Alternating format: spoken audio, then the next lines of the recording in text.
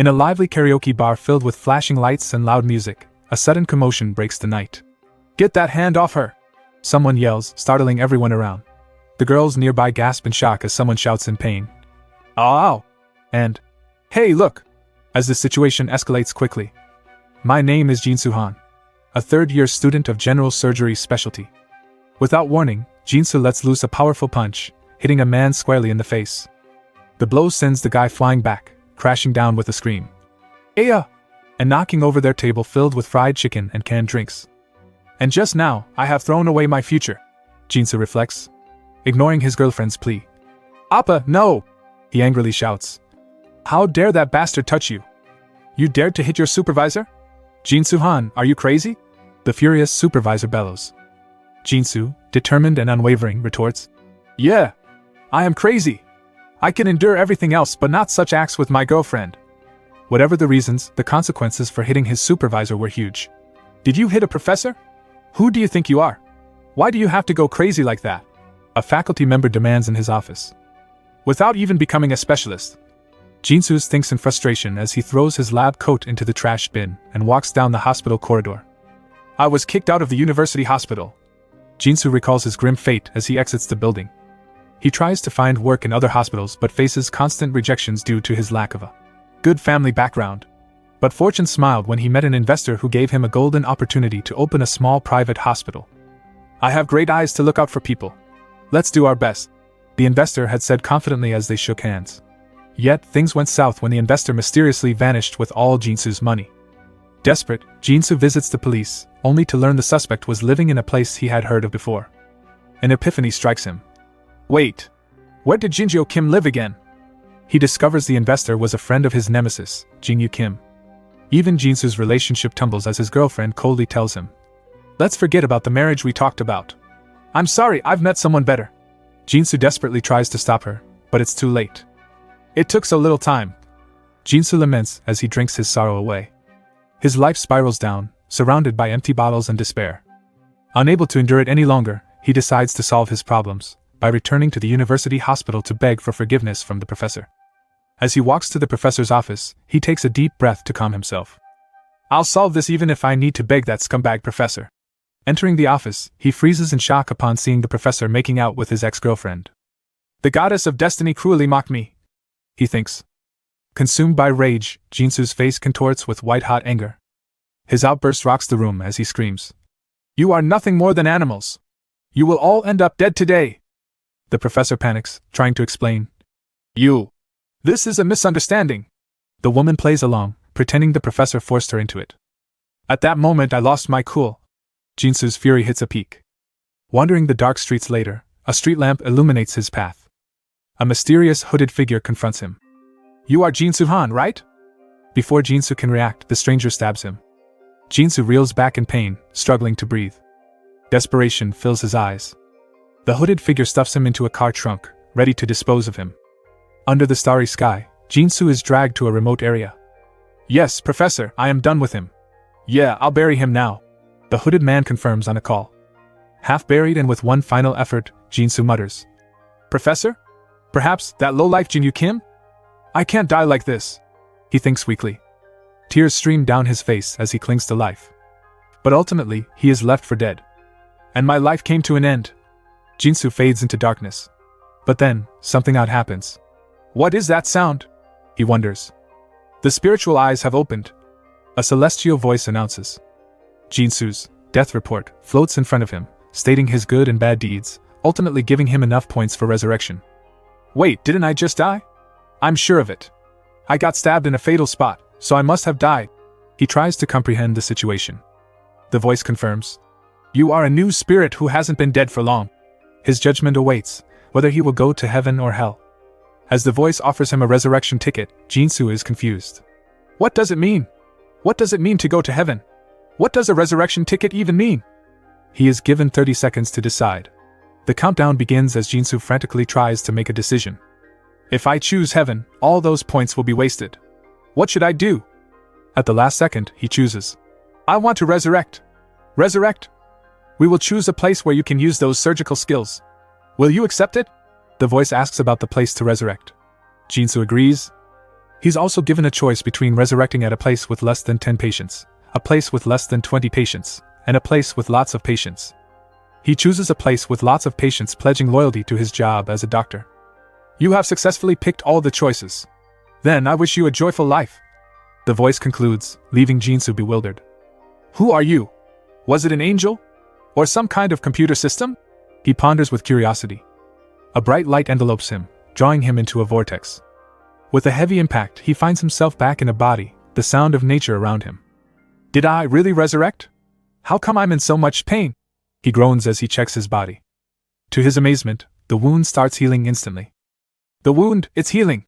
I am resurrecting! Jinsu exclaims in disbelief. It was a great decision to choose resurrection, he thinks, feeling joyful. But that is short-lived as his surroundings come into focus, revealing a battlefield strewn with injured and dying people. Where is this place exactly? Is it a battlefield? He wonders. Suddenly, his head fills with pain. Memories of his current body flood into his mind, making things clear. He realizes that he has been reincarnated into the Three Kingdoms period. And thus begins the extraordinary journey of a young surgeon, who fell into the world of the romance of the Three Kingdoms. Jinsu-han stands atop a rocky path overlooking a burning village. He descends quickly, the devastation unfolding before him. Bodies litter the ground, engulfed in flames and debris. He spots a man barely alive, shouting, "Save me!" while others lay motionless. Jinsu runs toward the injured, horrified at the destruction. He kneels beside one man gurgling in pain. "Let me take a look at the wounds! Put away your hands!" Jinsu says urgently as he tends to the injuries.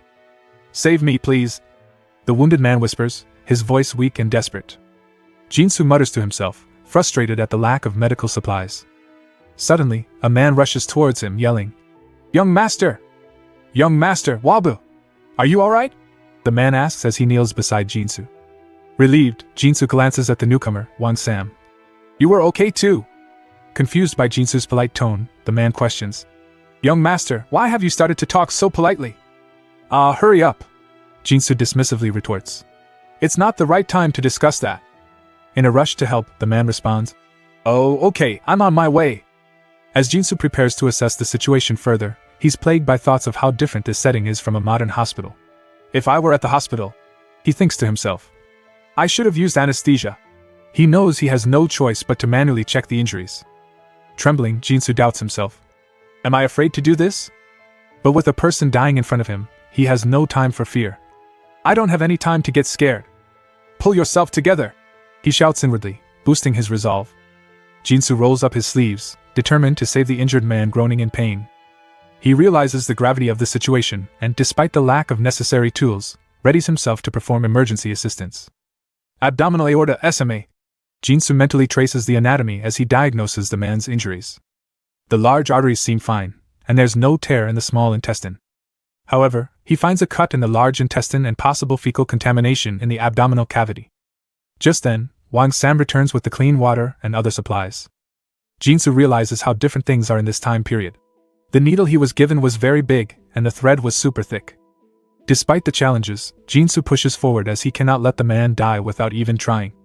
Cursing under his breath at the challenges he faces, he works tirelessly to save the man. After cleaning the area as best as he can with the resources on hand, Jinsu begins to suture the wound. He works methodically. Finally, after a strenuous effort, he finishes the last stitches. Suddenly, a woman rushes toward them. "Dear! How would I live alone?" she cries. Jinsu tends to more injured villagers and manages to save them. However, despite his best efforts, he could not save everyone. I have to try everything to save at least one more life, he vows to himself. Reflecting on the day's events, Jinsu realizes the bandits are at fault, but Wang Sam is relieved that he wasn't hurt. Wang Sam, doubtful, explains the soldiers won't risk their lives just to capture bandits, and there are rumors of that bandits are bribing officials. How rotten is this world? Jinsu thinks to himself. He contemplates the historical context, realizing the Yellow Turban Rebellion is imminent. Frustrated, he vents about the impending chaos and lack of refuge. Arriving home, Jinsu decides to bathe and thank Wang Sam for his help. While washing, he reflects on the hardships the host body's family has endured and the efforts he must make to adapt. In his introspection, Jinsu hears someone call his childhood name, Wanhua. It's one of his elder brothers, checking on him. Jinsu reassures him of his safety and inquires about their mother. Conscious of his responsibilities, He prioritizes her rest over his eagerness to see her. His elder brother acknowledges his consideration, impressed by Jinsu's perceived growth and dedication. Finally, Jinsu retreats to his room, grateful yet pensive about the future. Reflecting on the day's challenges, he wonders what steps to take next. But he falls asleep almost immediately. An unseen force reassures him, confirming his healing and the completion of his resurrection. As he drifts into sleep, Jinsu Han's journey in this new life has only just begun. Under a clear sky, the day starts peacefully. Wonhwa wakes up, stretching and yawning. "What a lovely sleep!" he exclaims energetically. He suddenly bends backwards, surprised by his flexibility. "Even though I am a teenager now, isn't this too flexible?" he wonders aloud while hanging upside down from his bed. Practicing some stretches, he marvels. "Oh, this is possible! This one is too!" Realizing he should get going, Wonhwa gets dressed, reasoning. "Well, being flexible won't hurt me anyway. Let's go eat," he decides. At the dining table, they have a humble meal. Wonhwa notices the lack of meat. Because the family has declined in status over the years, the meal is full of vegetables with no meat at all. He thinks, "It looks like grass fields," and grumbles internally about the cause of his thinness. He envies his second brother's build, thinking, "What did the second brother eat to get big like that?" His second brother, Wabun, teases him lightly. I heard you met bandits yesterday?" Wonhwa explains. "Yes, but fortunately because I escaped fast, I didn't get any injuries." His brothers discuss their priorities. "It is important to read books to become successful, but shouldn't you at least learn how to protect yourself?" advises his second brother. Hi eldest brother, Wabak, agrees. "I think he should learn some martial arts too. I was planning to start training also anyways," he admits, eliciting shocked faces from his brothers. Wabun recalls how Wonhwa used to discourage martial arts in favor of book learning. "Haha! You've changed. You used to tell me to stop training in martial arts and instead read books." Wonhwa reflects darkly on his past life, thinking, "Bro, try dying after getting stabbed, and see if you'd still like to read books." Wabak sympathizes. "I guess you were a little shocked getting chased by bandits yesterday." "Yeah, actually it was too shocking for me," Wonhwa confirms. Wonhwa rationalizes, deciding, "I thought that there would be no use of reading all those books if I die. So I am planning to learn martial arts that would at least help me escape quickly." Wabun reassures him. "That's a relief. You don't have to be like me, but you should at least know some self-defense moves," while his elder brother suggests. "Or you can just become a civil servant and bring people with good martial arts under you." Once they finish eating, they get up. "If we are done eating, let's get going," directs the second brother. The elder brother adds, "You have to go to see the mother." As they approach her room, eldest brother calls out, "Are you awake already, mother?" She responds weakly, "Come in." In her room, she greets Wonhwa warmly. "Oh, isn't this Wonhwa? When did you arrive?" Her maidservant gets the pillow for her as she asked. Concerned, she questions, "Why did you come back so early? You went so far." A cough interrupts her. Wonhwa reacts quickly. "Mother! Are you all right, mother?" he asks, full of concern. Yes. I'm okay," she reassures. She queries again. "Anyway, why have you arrived so soon?" Wonhwa explains.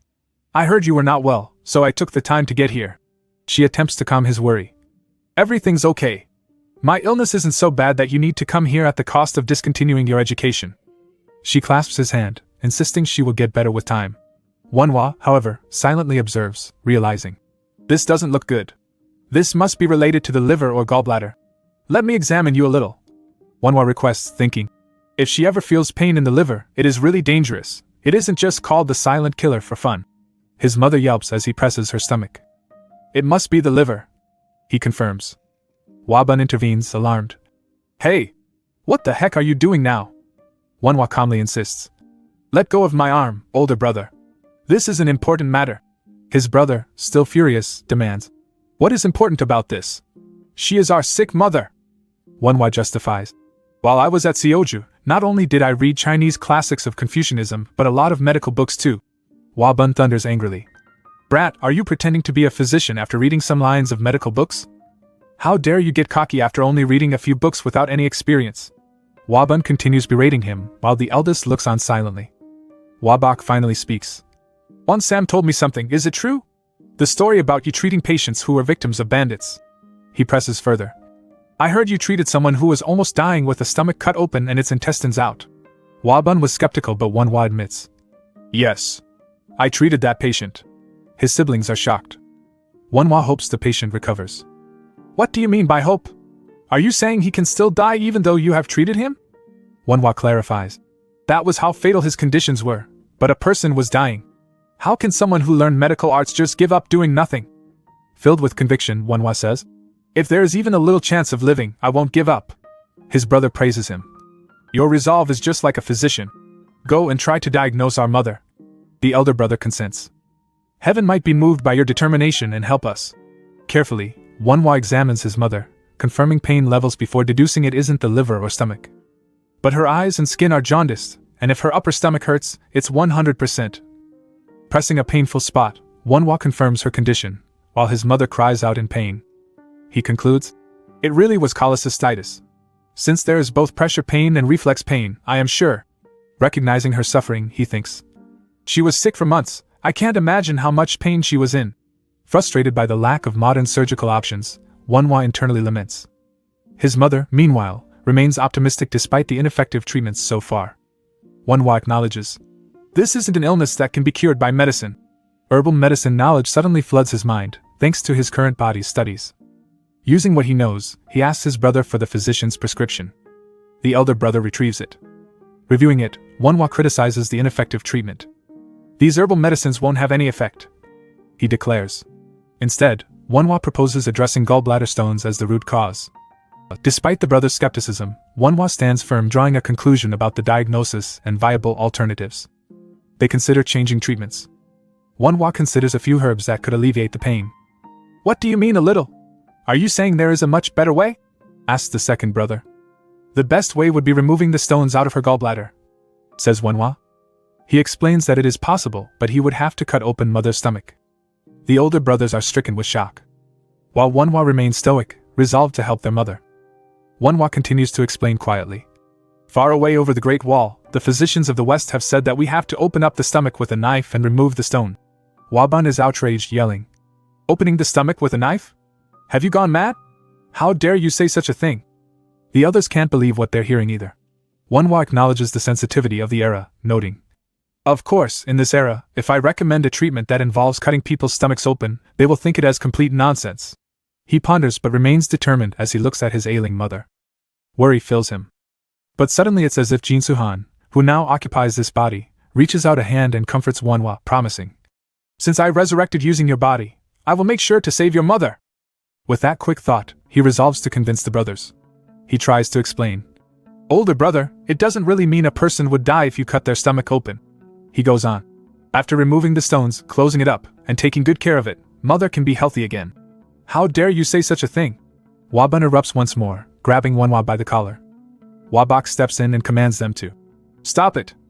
The tension momentarily diffuses, and Wonhwa's suggestion sparks brief consideration. Medical art from over the Great Wall. Yes, it sounds indeed great. But Wabak explains to Wonhwa that Waban until now has never heard of cutting a patient's stomach open. Even he has never heard of such a thing. But Wonhwa persists. If we just let her be like that, our mother will die eventually. Waban slaps Wonhwa on the face. He harshly scolds. I told you to watch your words. How can you say such a thing in front of our mother? Wabak commands them to stop, but Waban, still angry, points to Wonhwa, accusing him of saying nonsense. Insulted by this, Wonhwa thinks, what? Nonsense?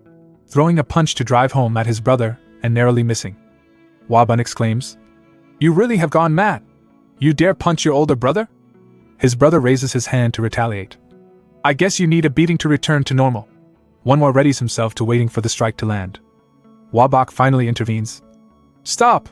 What kind of rudeness is this in front of our mother? This quells the physical altercation. The mother chimes in. Jua, I am always worried about you being so impatient. Wonhwa must have a desire for me to get better. Is it really bad to say such a thing? Apologetically, he says. I'm sorry, mother. She turns to Wonhwa. You shouldn't have swung your fist. Where have you learned such bad manners? With a determined look, she instructs. Let's try what Wonhwa suggested. Wabak asks if the issue is about the money, to which she assures. No, it's not that. As Wonhwa is so sure about it, I would like to trust him. She then commands them to leave so she can rest. Reflecting outside, Wonhwa thinks about how he can do the surgery. But I don't even have the tools right now. Wonhwa resolves internally. If I let her stay like that, it will reach a point that nothing can be fixed anymore. He makes up his mind that if he can't convince them, he'll have to take action himself. His brothers turn to him, calling Wanhua. Wabun apologizes. I am sorry for hitting you, and explains that he must have been on edge because of mother's illness. Wanhua also apologizes for his words. Changing the subject, Wabun remarks that Wanhua's punch earlier was quite aggressive and almost hit him. Wanhua's stubbornness shines through. Big brother, shall we have a bare-hand martial sparring? And outlines the stakes, with the winner's wish to be granted. Promptly, he begins stretching, preparing for the challenge. His brothers are having a chuckle. Don't be too hard on him and end it quick, says Wabak. Wabun chuckles and asks if this sparring is personal for Wanhua, because of the last time. With resolve, he declares to himself. If I, who is young and weak, want people to listen to me in this house. They square off, and Wanhua charges. The best attack is an ambush. His brother effortlessly counters Wanhua's first move, flinging him back, and laments.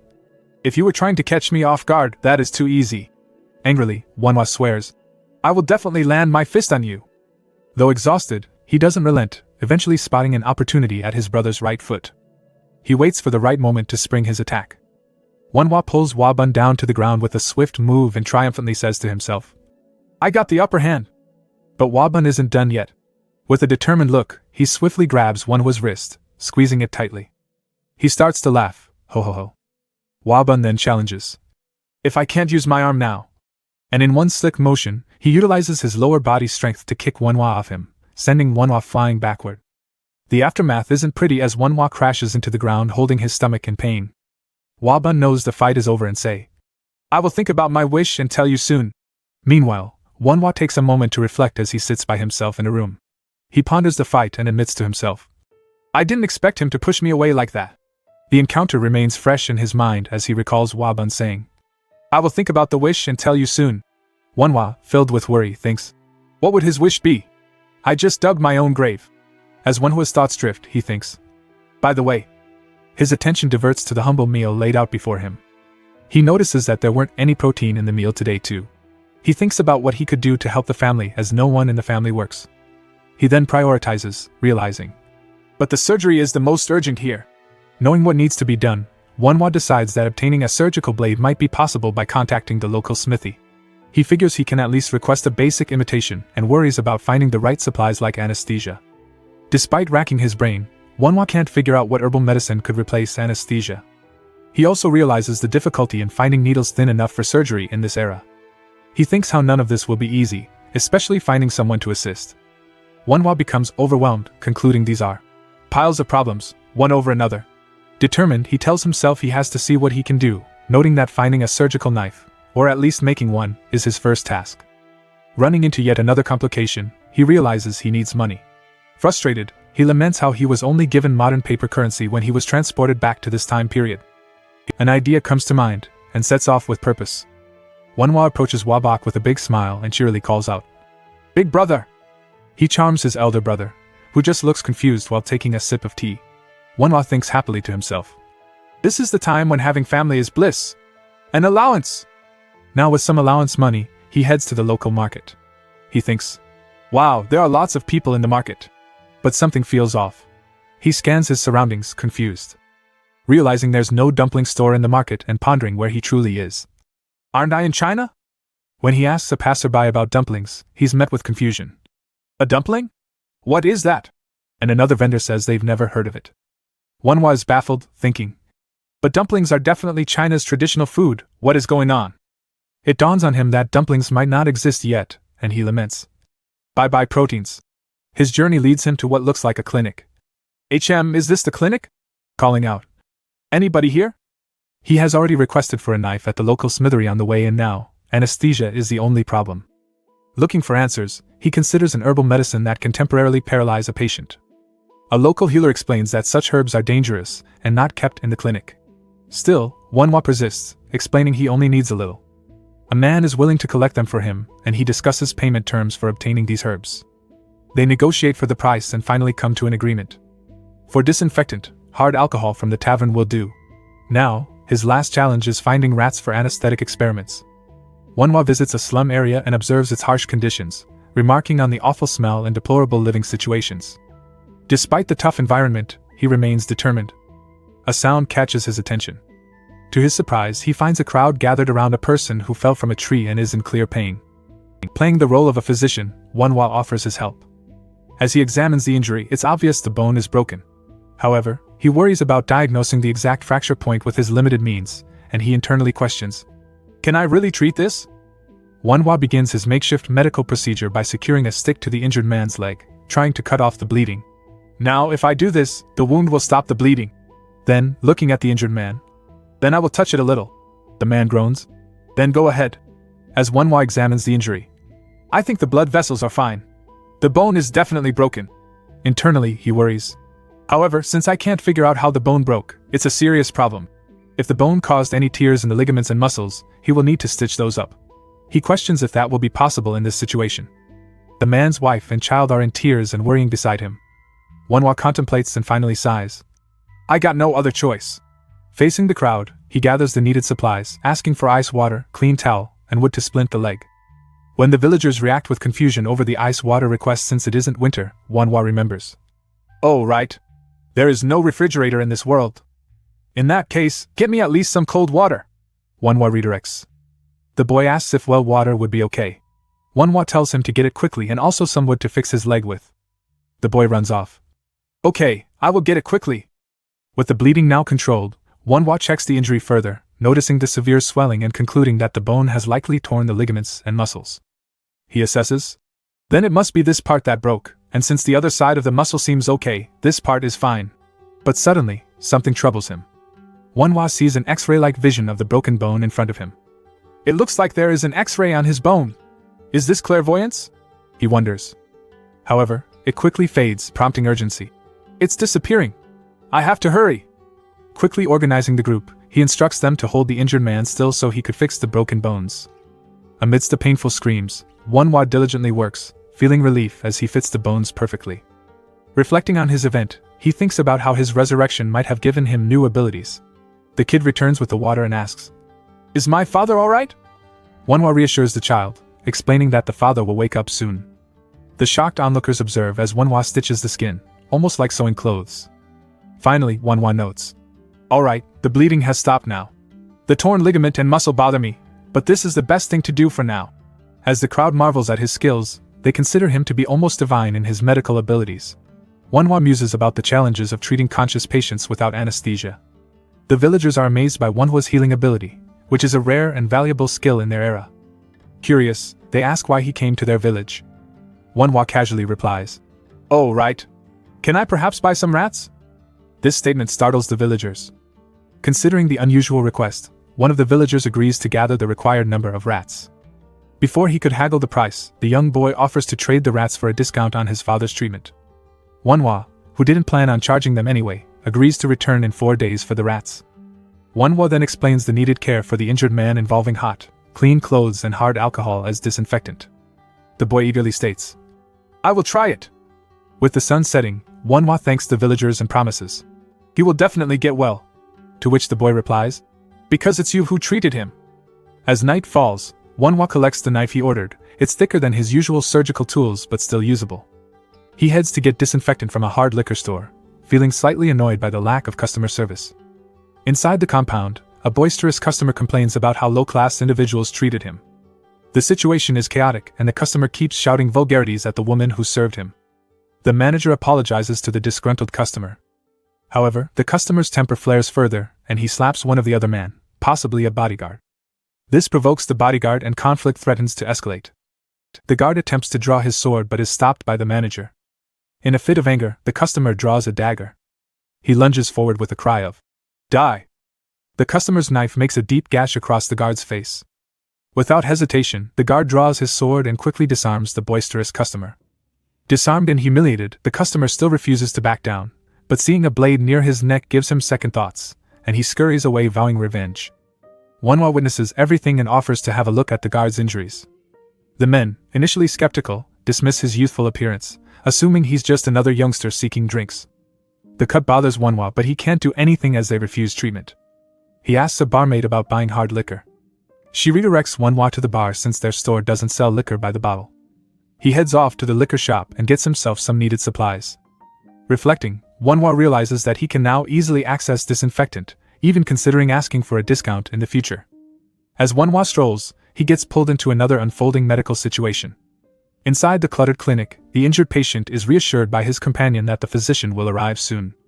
Wonhwa recognizes the familiar faces and, despite his reluctance to get involved, finds himself drawn to assist.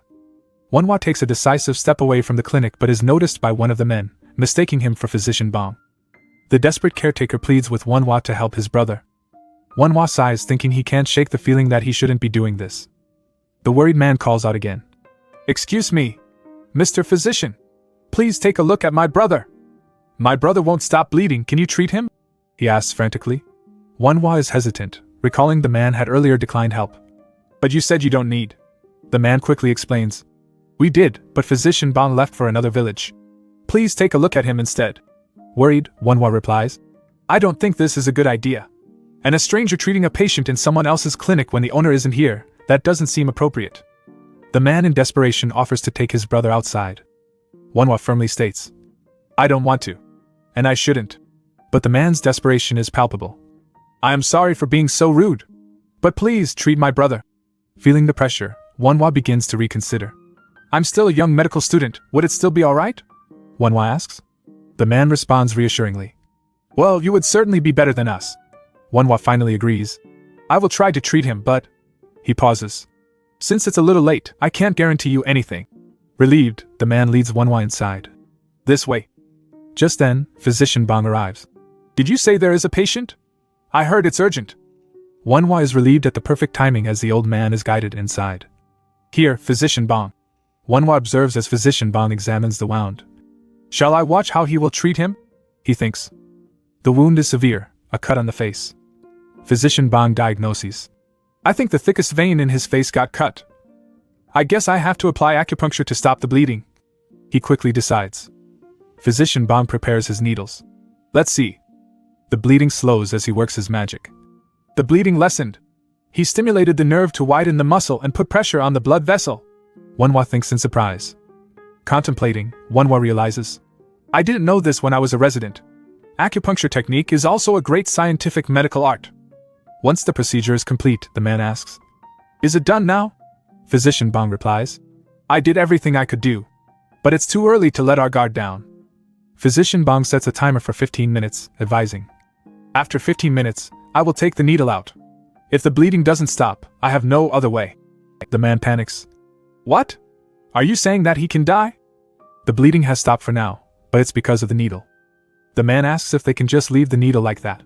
But leaving it in could cause blindness or speech issues. He falls to the floor in sadness. Wonhwa realizes that the needles were just a temporary solution, and now they needed to reconnect the blood vessels. Just then, the physician notices Wonhwa. "Who are you?" Wonhwa explains that he is just a medical student. As the two men were struggling to think what to do next, Wonhwa speaks up. He asks if he could try connecting the blood vessels of the patient. After some contemplation, Physician Bong agrees. "Alright, give it a try." "Okay, thank you." A focused Wonhwa begins preparation. While connecting the severed vessels, Physician Bong assists by applying pressure. Despite using a thicker needle due to lack of options, Wonhwa proceeds. The patient is in pain and struggles, but Physician Bong inserts a needle in his neck that renders him unconscious. "Did you relieve the pain with the acupuncture?" asks Wonhwa. Physician Bong is surprised that he doesn't know the basics of acupuncture despite being a medical student. Wonhwa admits, Yes, not acupuncture yet," and recognizes the value of learning it. "Sir, while I connect the severed vessels, please press this spot," instructs Wonhwa. Soon, he announces, "You don't have to press it anymore. And you can get the needle out. It's almost done." They marvel at the success, following Wonhwa's instructions for recovery, porridge, and daily wound cleaning. After thanking Wonhwa and Physician Bong, the men promise to avoid future injuries. Physician Bong, amazed at how the surgery went, contemplates. "I thought he would either die or become disabled." Wonhwa then requests to learn acupuncture from Physician Bong. In return, Physician Bong also asks Wonhwa to teach him how to do surgery. They begin a mentorship, each eager to learn from the other. Back home, the elder brothers discuss their mother's recovery thanks to Wonhwa's advice.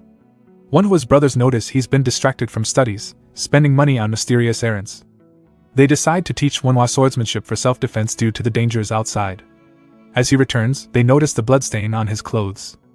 Hearing Wonhwa's explanation of treating an injured man, his brother thinks he's playing at being an important physician. Despite doubts, the family is grateful for Wonhwa's efforts in treating their mother. Wanhwa and his brother bond over mutual respect and relief at their mother's health improvement. Wabun tells Wanhwa that eldest brother has asked him to teach swordsmanship as they were worried that he was walking around outside without a sword. They head over to the training grounds. Wabun throws Wanhwa some training pads, but Wanhwa insists that the elder brother wear one too. Wabun says that if he gets hit, then he will wear one. He is confident because he has lived many years as Jin Suhan, who has undergone several martial arts training. Wabun tosses him a wooden sword and they begin the training. He invites Wanhwa to attack him first. With his past life's knowledge in kendo, Wanhwa thinks he might have an edge. He starts visualizing the techniques he learned before, and charges at his brother with fierce determination. Wanhwa charges in, full of energy. He's focused, his weapon raised high as he screams, "Here I come!" A wooden sword comes out of nowhere and hits Wanhwa squarely in the midsection. He's knocked back, falling to the ground. Wabun looks down at him sternly and asks, "Why did you swing it first?" Wanhwa groans, struggling to get back on his feet. He tries to rationalize it in his head. "I think he just poked a little. Why was it so fast?" he wonders. Mustering up his resolve, Wanhwa declares, "Now I am really going to begin. I will go again." This time, he grips his weapon tightly and decides, "This time instead of slashing, I will stab." He tries to channel his fencing skills. "I'll use fencing techniques. With the quick speed of fencing, I might hit him at least once." Wabun looks a bit confused as to what Wanhwa was doing. Wanhwa lunges forward, thinking, "I will extend my arm as far and quickly as I can." But he's quickly countered again, his brother easily blocking his attack. Wanhwa is thrown back, tumbling to the ground. "Arg," he mutters, lying on the ground as Wabun walks towards him. "Hey, from whom did you learn your martial arts in Seoju?" his brother asks. Wanhwa grits his teeth. "I knew you were good, but..." "Older brother, one more," Wanhwa pleads. But Wabun dismisses him. "It's meaningless. You are not good enough for sparring," he says bluntly. He turns and starts to walk away, saying, "Follow me. I will start teaching you from the basics." They head to a training area where a rock is tied to a tree branch. "Can you see that rock hanging on the branch?" Wabun asks. Wanhwa nods, a bit confused. His brother explains, "You are going to try stabbing that rock." Wanhwa is incredulous. "Is that it?" he asks. "I just have to stab the rock?" he thinks to himself, approaching it cautiously. "This is too easy. Do I look like a joke to him?" he wonders, feeling a bit insulted. Suddenly, Wabun shouts, "Hey! What are you doing?" Startled, Wanhwa turns around and asks, "What?" Wabun draws a line on the ground. "Do it from here," his brother instructs. "From there?" Wanhwa stammers. Wabun warns him, "Watch carefully. Don't get distracted." Wanhwa thinks it's a bit far, but he watches closely as his brother demonstrates. Wabun grunts as he strikes the rock with precision. Wanhwa is amazed. "Wow!" he exclaims. His brother looks at him seriously. "Your turn," he says. The rocks sway back and forth. Wanhwa tries to focus. "What are you doing?" Wabun asks again. Frustrated, Wanhwa retorts, "I am waiting for it to stop." His brother scoffs. "Have you ever seen an enemy standing still? Just stab the one that's moving." Wanhwa bursts out. "But when you stabbed it was hanging still. You unfair gorilla." Wanhwa makes several attempts, his strikes fast but not accurate. Wabun isn't impressed. "If you succeed 3 times out of 10 consecutive attempts, you can stop and go back in," he instructs. Out of breath, Wanhwa struggles. "It won't get stabbed," he thinks. With each effort, Wanhwa grows more tired. "Ah, please just get hit," he begs, finally managing to land a hit. He collapses, exhausted. "Darn it! I made a hit only thrice in 100 tries," he reflects, feeling disheartened. "Should I give up on martial arts and just focus on medical art?" he ponders, the doubt lingering longer than he'd like. But a memory of his bloody death flashes in his mind. "I can't die like last time." He struggles with determination in his voice. "I have endured so much to become a doctor compared to that. That rock is nothing," he reassures himself. Gathering every last bit of energy, Wanhwa takes his stance and announces, "Here I go!" Bright and early the next morning, Wabun whistles as he walks to the training area. "Did he succeed in what I told him to do yesterday?" he wonders. As he approaches, he spots a crater on the ground. "What is this hole?" he questions, not fully understanding. "How long did he try to make a hole in here?" he wonders. Noticing 3 rocks, he asks himself, "Did he perhaps try to hit 3 rocks all at once?" Back in his sleeping quarters, Wanhwa wakes up in bed, staring blankly at the ceiling. Stretching and yawning, he sits up and says, I slept well. As he looks at his hand, he suddenly exclaims, and then realizes, What is this? I got muscles in a day? He inspects his new muscles and finds it strange that they don't feel sore at all. Is it a buff from the resurrection? He wonders. Remembering his appointment, Wanhwa says, Ah, right. Physician Bong. I told him I will meet him today. At the nearby township, inside the Eastern Medicine Clinic, Physician Bong is fiddling with a needle and grumbles. I even asked early for this needle to the head of Smithy. Why isn't he here yet? He's also trying to practice stitching with pig's blood vessels, muttering to himself. I know that the blood vessels of humans are thinner, but I can't even stitch a pig that has thicker blood vessels. I would have to get a few tens of pigs to get used to it. Wanhwa arrives at the entrance and calls. Anybody here? Which startles Physician Bong. Recognizing Wanhwa, he greets him warmly. You are here? Have you eaten? Wanhwa admits he hasn't, and Physician Bong insists. Then, let's eat first. The table is laden with dishes, and Wanhwa marvels. Wow! It's meat! As they dig into the meal, Wanhwa comments. Thanks for the meal. And Physician Bong responds. Yeah. Anyway. As he rummages in his pocket. Physician Bong shows Wanhwa the needle he's been working on, asking. I have prepared this, what do you think? Wanhwa, surprised, asks. Where did you get that? It looks perfect. Physician Bong explains that it was made by the smithy in Xiangqing, a place known for making weapons for soldiers. Wanhwa quickly makes sketches of other instruments, explaining their uses. It's used for holding blood vessels, stitching, and spreading the bones. Physician Bong is a bit skeptical if it could be done as the tools were too intricate.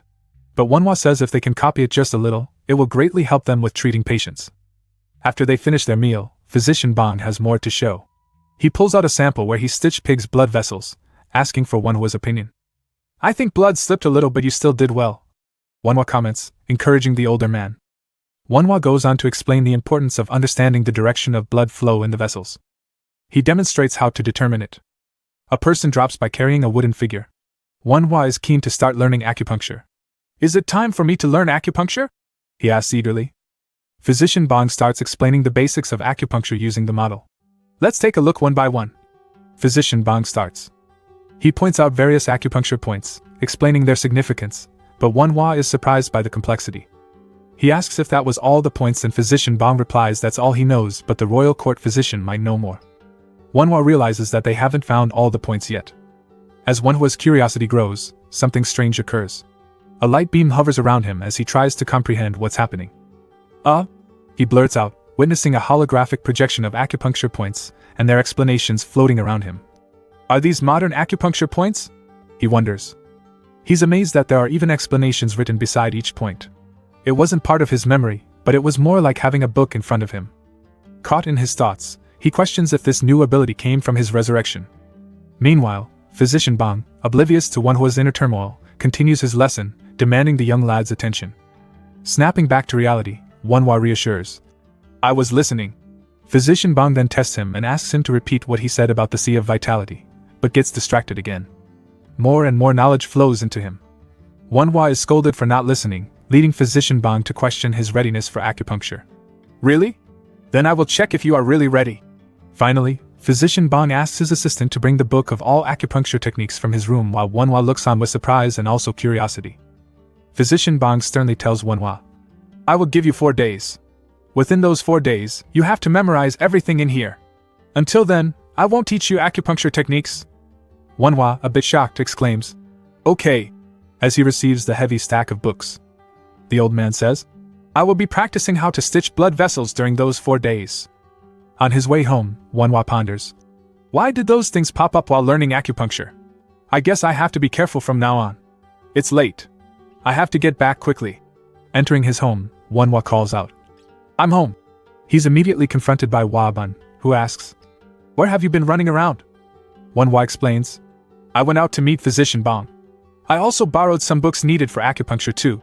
Wabun, processing the information, inquires, Physician Bong? From the Bong family clinic? Are you really planning to become a physician? Wanhwa confidently declares, Of course. Wabun responds thoughtfully, Well, I agree with it, but you have to convince our mother as well. Yeah, I'm determined to do so. Wanhwa replies energetically. Wabun seems relieved, adding, Then that's good. By the way, did you succeed yesterday? Beaming with pride, Wanhwa announces, I succeeded 10 times. Bun is astonished. What? Really? Wanwa chuckles. I will show you later after reading all these. As Wanwa dashes off, Bun can't help but muse. Books, again? Bun thinks back. He isn't the type of person who would lie, but I think 10 times doesn't make sense. Later, deep into his studies, Wanwa notices something peculiar. It's different from the modern occupants. Where can I find information about mother's disease? He explores various acupuncture points, reflecting. So if I use the liver acupunt, it will indirectly stimulate the nerves. The gallbladder point isn't here? Have they not discovered it yet? Deciding to put his thoughts in order, Wanwa resolves. First, let's organize these by comparing the modern acupunt with the present one. But others might see this. That might cause a problem. He then slyly writes. Well, then I will use Hangul. Noting that Hangul has not been invented yet. Pleased with his progress, Wanwa exclaims. Done! Looking at his work, he reassures himself. Yeah, take it slow. Let's do it 1 by 1 inch. That night at the dinner table, his eldest brother comments. You skipped breakfast and lunch too? Wabak asks. What have you been doing? Wanwa humbly replies. I was copying the acupuncture book that I borrowed from Physician Bong. Wabak continues. Acupuncture book? You aren't actually planning to become a physician, are you? Wanwa, determined, says. Yes, I do want to become a physician. Wabak, visibly frustrated, snaps. What did you say? Do you think we sent you to study abroad in Seoju just to make you a physician? Wanwa retorts in his mind. What's wrong with being a doctor? Wanwa tries to clarify. Just a physician? How can you say that when it is about treating and saving people? Wabak counters. I'm not saying that it is bad to treat people. But if you are from a great family, you should serve the emperor with the books and the pearls of wisdom of our ancestors. Wanwa challenges him. Then older brother, why don't you do that? Take the test and pass it. Our grandfather and father, and you too. Was the reason you failed as civil servants because you weren't good enough? Wanwa continues. Of course not. Isn't it because we didn't bribe? Confronted with the truth, Wabak's eyes widen. Older brother, you are a talented man with a good heart. Even without giving bribes, you will be able to work in the government. But I am neither that kind of person nor good enough for that role, declares Wanwa. Wanwa proclaims passionately. Whatever older brother says, I will definitely become a physician. I will treat the ill and save the dying and lead the people to have a better life. With that declaration, Wanwa turns around to leave. Wabun sighs and quickly follows. Once outside, Wabun chuckles. You've grown a lot. I didn't know our little brother could talk like that. Though you were hitting the nail on the head. Wanwa reflects. Yeah. I talked a little too directly, but it's the truth. Wabun smiles and shares some wisdom. When something feels complicated, it's best to sweat it out. Confused, Wanwa questions. Since when? With renewed energy, Wabun urges. Let's go to the backyard. Let's sweat. We can also check that you succeeded 10 times. With a bit of hesitation, Wanwa agrees. Older brother is really something too. Practicing with stones tied up, Wanwa shows his skills. See? I stabbed it. Wabun is impressed. I thought you only had academic talent, but it seems you also have talent for martial arts. Preparing for the next round, Wabun challenges. Now, it will be 6 stones this time. Look carefully and don't miss a thing. As Wabun gracefully hits the stones, Wanwa claps in amazement. That's amazing. Wabun advises. If you can do this, you won't be easily beaten even if you meet a group of bandits. Train hard. Wanwa responds confidently, okay. Satisfied, Wabun says. Good. Now I will teach you how to block. Wabun commands. Attack me. Confidently, Wanwa answers, okay, and thinking. It's just stabbing and I practiced that hard for this. Charging forward, Wanwa attempts multiple strikes. Suddenly, Wanwa finds a blind spot, exclaiming. A blind spot. Right here. Wanwa attacks while aiming for the blind spot, but his brother skillfully blocks it. He sets up another plan. I think I should do it more properly.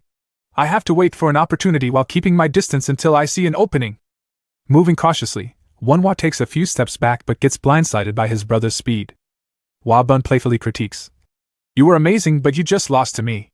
Nonetheless, you tried to stab me a while ago after reading my movements, didn't you? Wanwa retorts. If I am amazing, then who are you, older brother, who blocked it all? They wrap up the practice as Wanwa had an early day at the market tomorrow. As Wanwa heads back, Wabak laments from a distance. What a waste. Really a waste. On that same night, smoke rises from a nearby smithy. Inside, Physician Bong greets the blacksmith. Are you busy? The blacksmith responds. Hello sir, when did you arrive? A few moments ago, replies Physician Bong. The blacksmith asks why he was here so late. Physician Bong, slightly uncomfortable, asks, I just wanted to ask if you can make something. The blacksmith jokes. Haha, why does this thing make you feel so uncomfortable to request me? Bong hands over a design and the blacksmith inquires. What are these, sir? These are tools for treating people, answers Physician Bong. Perplexed, the blacksmith asks, for treating? The blacksmith is shocked that these were tools used to treat people. Bong clarifies that it's not for him but for his student. The blacksmith nods, realizing he's aiding a promising young man, Wanhwa. The next morning, the vendors come by bringing the herbs that Wanhwa requested. They mention that bandits on MT Masiak made it more difficult for them. Wanhwa examines the herbs and, not knowing anything, asks the vendors to explain. They point out that one of the herbs was wolfsbane, which was poisonous. He pays them generously for their work, and the vendors go on their way. Clutching the herbs with triumph, Wanhwa thinks, this amount, it is enough for experiments. Now I can make anesthesia. While thinking of his ailing mother. At the break of dawn, Wanhwa is off visiting a village. He asks for directions from a passing villager. He finally arrives at a small hut. He opens the curtain door and steps inside, announcing his presence with a polite, excuse me. A man on a bed, clearly in discomfort, greets him eagerly. Mr. Physician, you came. The man apologizes for making Wanhwa come to such a humble place, visibly embarrassed by the surroundings. Wanhwa reassures, but suddenly his eyes fall on something to the side. It's a cage filled with skittering rats. He remembers the young boy a few days ago offering to help him. I will catch it for you. But please give us a discount on my father's treatment. Wanhwa remarks to himself. That kid caught a lot. Turning his attention back to his patient, Wanhwa asks, how is your leg? The man responds with a mix of doubt and hope. I think it's okay. Wanhwa asks if he can take a look. Gently, he unwraps the bandage to assess the wound. His face contorts in concern. I knew it, as he observes the infected wound. Realizing the wound is pus-filled because it wasn't disinfected with alcohol, he knows immediate action is required. Jissa says, I have to disinfect it. He pulls out a container of alcohol, much to the man's surprise and curiosity. The patient humorously reveals his fondness for alcohol, lamenting, I just can't drink it because we don't have money. With clear instructions, Jissa explains, this alcohol will be used for disinfecting the wound. Just wet the cloth like this and press on the wound. The man chuckles again, asking if he can drink the leftover alcohol. Wanhwa, in a playful yet grave tone, responds, it's just that, after that, I need to cut below your knees. Shocked and terrified, the man quickly declines the drink offer, preferring to be treated for his wound instead. After treating the man, Wanhwa gets to work trying to feed poison to the rats. He sighs, oh, this is hard. Please just eat it. I don't even have a syringe to feed you. Meanwhile, the injured man, curious, asks, Mr. Physician, why are you trying to kill it with poison? Jissa explains, I just need to test something. As he continues with his experiment, he asks the man if he knows of a plant that can make a person unconscious for a little while. Unfortunately, the man doesn't know anything. I'm home, announces a small voice. A young boy, seeing him enter, exclaims, Mr. Physician, you came? Wanhwa smiles and nods, glad to see the boy. He hands over the alcohol, explaining how to treat his father with it. The boy hesitates, worried about the cost and the possibility of his dad drinking it. Wanhwa, with a smirk, reassures, then, it's no big deal. We can just cut his leg. Teasingly adding a frightful note. Wanhwa requests the boy, Obio, if they can work together. Obio helps Wanhwa find an empty house for his experiments. Inside, Obio explains that an old lady and her grandchildren used to live here, but the children were sold into slavery when the grandma died. Wanhwa and Obio start their experiments. The rats aren't eating the poisoned rice. Obio suggests pushing it down their throats. Wanhwa holds the rat as Obio does the feeding. They with 5 grains of rice, and it dies immediately. They reduce it to 4 grains with the same effect. Doing some calculations, Wanhwa concludes that 2 grains of rice is the correct dosage. Wanhwa asks Obio to stay the night and monitor the rats as they die from the poison. Obio protests that he has to work early the next day, but Wanhwa insists, handing him 5 coins for his efforts. Obio, amazed and worried about the amount, exclaims, "This is too much." Wanhwa remains firm, stating, "It's my decision since I'm the one giving, kid. I will go now." Wanhwa arrives back in his home, feeling tired from the day's experiments. Just as he enters, someone places a hand on his shoulder, asking, "Are you back?" It's Wabun, who immediately seizes the opportunity to train with him again that day. Reluctantly, Wanhwa joins his brother in the training yard. Wabun recalls the blocking technique he taught Wonhwa the previous day and orders him to demonstrate it. With a mix of humor and seriousness, Wonhwa asks for a moment to prepare as Wabun charges at him. Refocusing, he resolves to give it a try. Wonhwa's attention is sharp as Wabun's speed catches him off guard, prompting a panicked, "So quick!" Wabun's form is precise and powerful and a crackling blue energy surrounds him. Wonhwa is surprised and wonders what the blue energy was. At the last second, he is able to block his brother's attack. Wabun recoils, shocked that Wonhwa was able to block it. Wonhwa questions his brother. "Older brother, what did you just do? I saw something coming at me." Wabun, equally stunned, replies, "Did you just block that? I never imagined you could block inner energy." They discuss somewhat mystically about the inner chi technique, with Wonhwa expressing a strong interest in learning it. Wabun deflects, suggesting they continue training first. Wonhwa proposes a bet. "Let's make a bet. If I block it in one try, you have to teach me." Wabun smirks, amused by Wonhwa's boldness. He attacks again, yet Wonhwa blocks it with extraordinary precision. "Are you already tired?" Wabun looks on. Wonhwa, panting heavily, replies, "Aren't you being too hard on your younger brother?" As the two brothers catch their breath, Wabun's thoughts race. "This kid is really something," he thinks, recalling their sparring session. "I trained for years to do this, but he made it in a couple of days." Wabun decides to end the training session and get something delicious from the Hongseo Inn. He suddenly exclaims, "Let's go faster. I'm hungry," he shouts over his shoulder. "Geez, okay. Wonhwa mutters, trying to keep up. "This guy just doesn't know when to stop," he thinks. It's busy at the village center. "What do you want to eat?" Wabun asks. "I'm fine with noodles," Wonhwa answers. But Wabun insists. "Hey, who do you think your older brother is? Meat, let's eat meat." Soon they are seated at a table laden with food. "Have a drink too," Wabun offers, pouring some alcohol. "But don't tell Hyung that I bought you alcohol." Wonhwa nods, smiling. "Okay. Older brother here," Wonhwa says, handing his brother a cup. "What? Are you pouring me a drink?" Wabun asks, surprised. "Let's have a toast for the first drink," Wonhwa suggests with a grin. Wabun is a bit puzzled and thinks this is something he learned from Seoju. "I just want to celebrate since it is my first drink with you," Wonhwa explains. "Here, just lift the glass and bump it lightly." Is that so?" Wonhwa responds, finally understanding. "Cheers," they say, their glasses clinking together. Both brothers take a drink, Wonhwa thinks. So good. It's been a while since I drank." Suddenly, a shout interrupts their moment. "Hey you!" someone calls out, breaking the peace. Wonhwa lets out a nervous laugh, thinking, "I knew it was too peaceful these days." The sound punches being exchanged fills the tavern. Amidst a flurry of fists and harsh words, one man pins another to the ground, exclaiming, "I have never seen such an idiot!"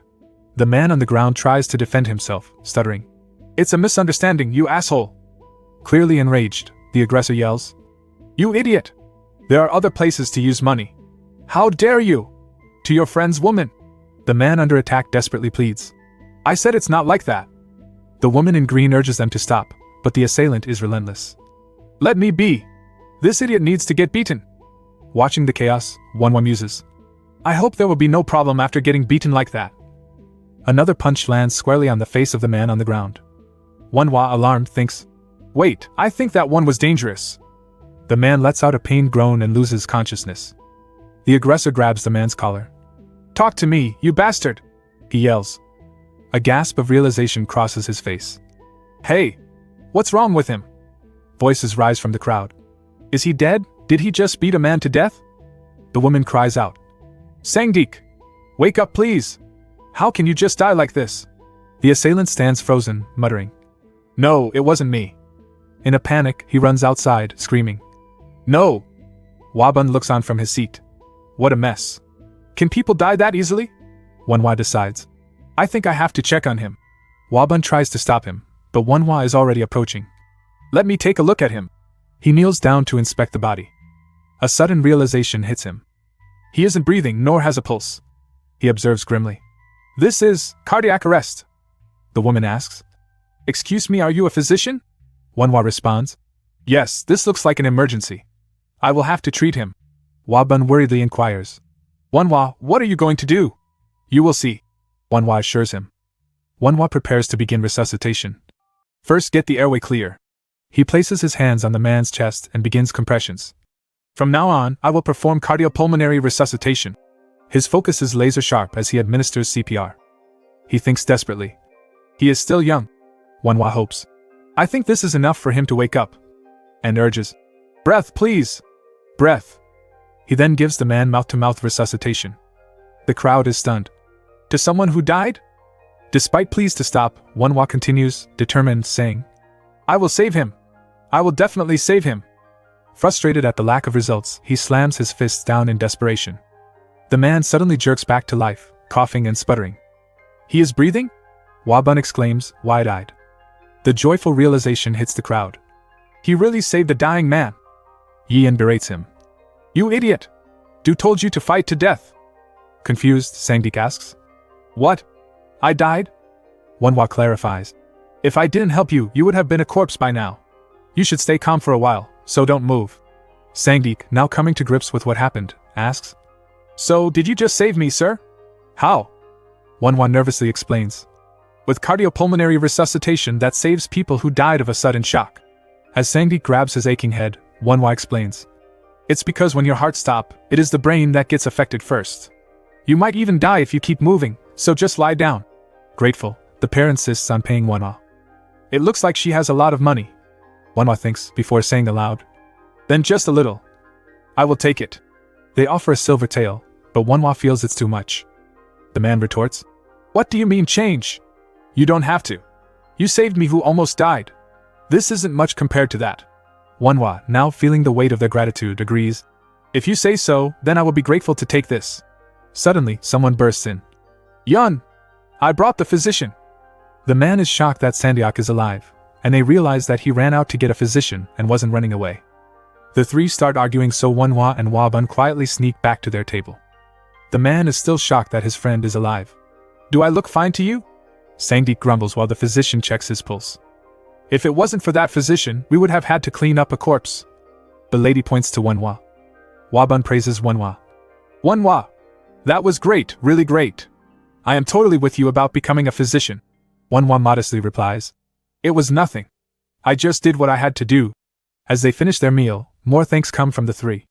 Thank you, Mr. Physician. They introduce themselves, and Wanhwa responds. Ah, yes. I'm Wabu from Wa family. The one called Zhangpan offers another gift. This is a token of my gratitude, Physician Wa. Despite his initial reluctance, Wanhwa is persuaded. His money is his money. You have to take this too. He finally concedes. If you insist, then I will take it gratefully. Wrapping up, the grateful villagers start to leave. Then we will get going. Yes, take care. The other physician approaches Wanhwa. How did you save that young man? Wanhwa gives a sheepish reply about cardiopulmonary resuscitation. Requested to explain further, Wanhwa describes it briefly but humorously. The physician is curious where Wanhwa learned how to do it. Not wanting to reveal too much, he says that he learned it by himself. The physician is astonished. You learned it by yourself? I just learned it while I was studying by myself, says Wanhwa. The physician, eyes wide with shock, exclaims. You learned it by yourself? Still befuddled, the man stammers. So you invented this? How? You look really young. Wanhwa awkwardly clarifies. It's more like I took notes from folk remedies and just read different books. The man slaps his forehead, realizing he never introduced himself. My name is Seekpil. I lack a lot in this area, but I am working as a physician, he says apologetically. In admiration, Seekpil declares boldly. You are great, Physician Wa. Performing such amazing medical arts at that age. Seekpil, now convinced of Wanhwa's expertise, makes a request. I have learned a lot from you today. Please teach me this cardiopulmonary resuscitation, he pleads. Wanhwa is a bit surprised. Promising a generous reward, Seekpil offers 10 silver taels, fully grabbing Wanhwa's attention. In the end, however, Wanhwa humbly declines the money. It's okay, I won't take it. Tomorrow afternoon, come to Physician Bang's clinic. Seekpil nods eagerly. Geez, finally it's quiet. Wanhwa sighs in relief. His brother Wabun, equally impressed, comments. Wabu, are you really my little brother? Teaching physicians, that is really great. To which Wanhwa softly affirms. Of course, I'm your brother. As they share a drink, Wabun toasts. For Wabu, the great physician. The next day, Wanhwa is back at the little village. As he walks towards Obio's cottage, Wanhwa wonders. What would have happened to the rats I left? Upon arriving, he greets Obio's father. Hi. How is your leg today? The man responds with surprise. Ah, Mr. Physician, you came. Curious about Obio's whereabouts, Wonwa asks. Did Obio go somewhere else? Apparently, Obio went to where he works, needing to explain what happened. Wonwa notes how hardworking the child was and asks to examine the man's leg. Pleased with the patient's effort, Wonwa praises. You have disinfected it well. The patient meets this with satisfaction. I did it frequently. Obio wanted me to tell you something. The rat that ate one rice grain died after about 6 hours, reports the father. Wonwa is worried. It's a problem if even just one piece killed it. After rebandaging the patient's leg, Wonwa promises a return visit. Wonwa heads to the experimentation room. He contemplates on his limited resources. I guess I have to cut it in half, but I have too few specimens. Frustration grows as he admits. I can't do much since only 1 rat out of 5 survived. At that moment, Obio comes in carrying a basket of grass. Mr. Physician, you were here? Wonwa notices the grass that Obio brought in. What grass is that? The boy replies. It's called cannabis. It's good when you boil and drink it for stomach ache. You can make clothes with its stem. Obio continues explaining. But Wonwa wasn't listening and rushes to the plant. An idea sparks recognition in Wonwa. Marijuana! Realizing its anesthetic potential, Wonwa thinks aloud. If I have marijuana, I can make an anesthetic. With determination, he sets to create the anesthetic and ponders on its efficacy. He feeds it to the rats to observe its effects. His excitement mounts as he watches the effect, and finally, the rat regains breath. He starts the operation with glee. Obio watches on as Wonwa opens up the rat and closes it skillfully. Finally, he declares that he is done and that now they had to wait. After 4 hours, the rat starts to wake up. Wonwa is happy with his results, and tells Obio that now they have to repeat it 10 times. We would need a lot of rats, I guess, remarks Obio. Wonwa tells him not to worry and that he will pay him. Suddenly, he is interrupted by the appearance of a young girl named Minna. She nervously requests, Mr. Physician, please treat my mother. She tells him that she can sew and wash clothes for him if needed. Touched by her plea, Wonwa softly replies with a gentle smile. After examining Minna's mother, he reassures them that her condition is not severe. They thank him earnestly. But Wonwa wonders what could be causing the mother's weakness, and notices her hand was very thin. Suddenly he says that he needs to provide them with a prescription. Eating well with this for 2 months. Minna and her mother are hesitant to accept, but Wonwa tells them they can pay it back someday. Minha is overwhelmed with gratitude. The day ends with a heartfelt farewell as Wonwa and Wabun wave the mother-daughter duo off. Wonwa modestly brushes off Obio's praise. I was just lucky somehow that I had enough to help them out. But the young boy isn't convinced. Wonwa acknowledges that it can't always be like that. Taking a moment of rest, Wonwa explains that enabling them to be able to live on their own is most important. Obio naively offers that they can make it if they work hard and put in effort. Wonwa shakes his head. This isn't a problem that can be solved by working hard. Wonwa continues that they have to make that kind of world first, or at least a world with no war. Obio declares with sparkling eyes that if he became someone like Wonwa, or if there were many people like him, the world could definitely change. Wonwa responds teasingly. What an incurable dreamer! Don't tease me! Obio protests, to which Wonwa simply smiles. Wonwa then turns serious. I'm not that great kind of person, but I hope your wish comes true. Right then, Wonwa asks Obio if he would like to become his assistant. Obio looks up in surprise, but quickly replies that he will do it.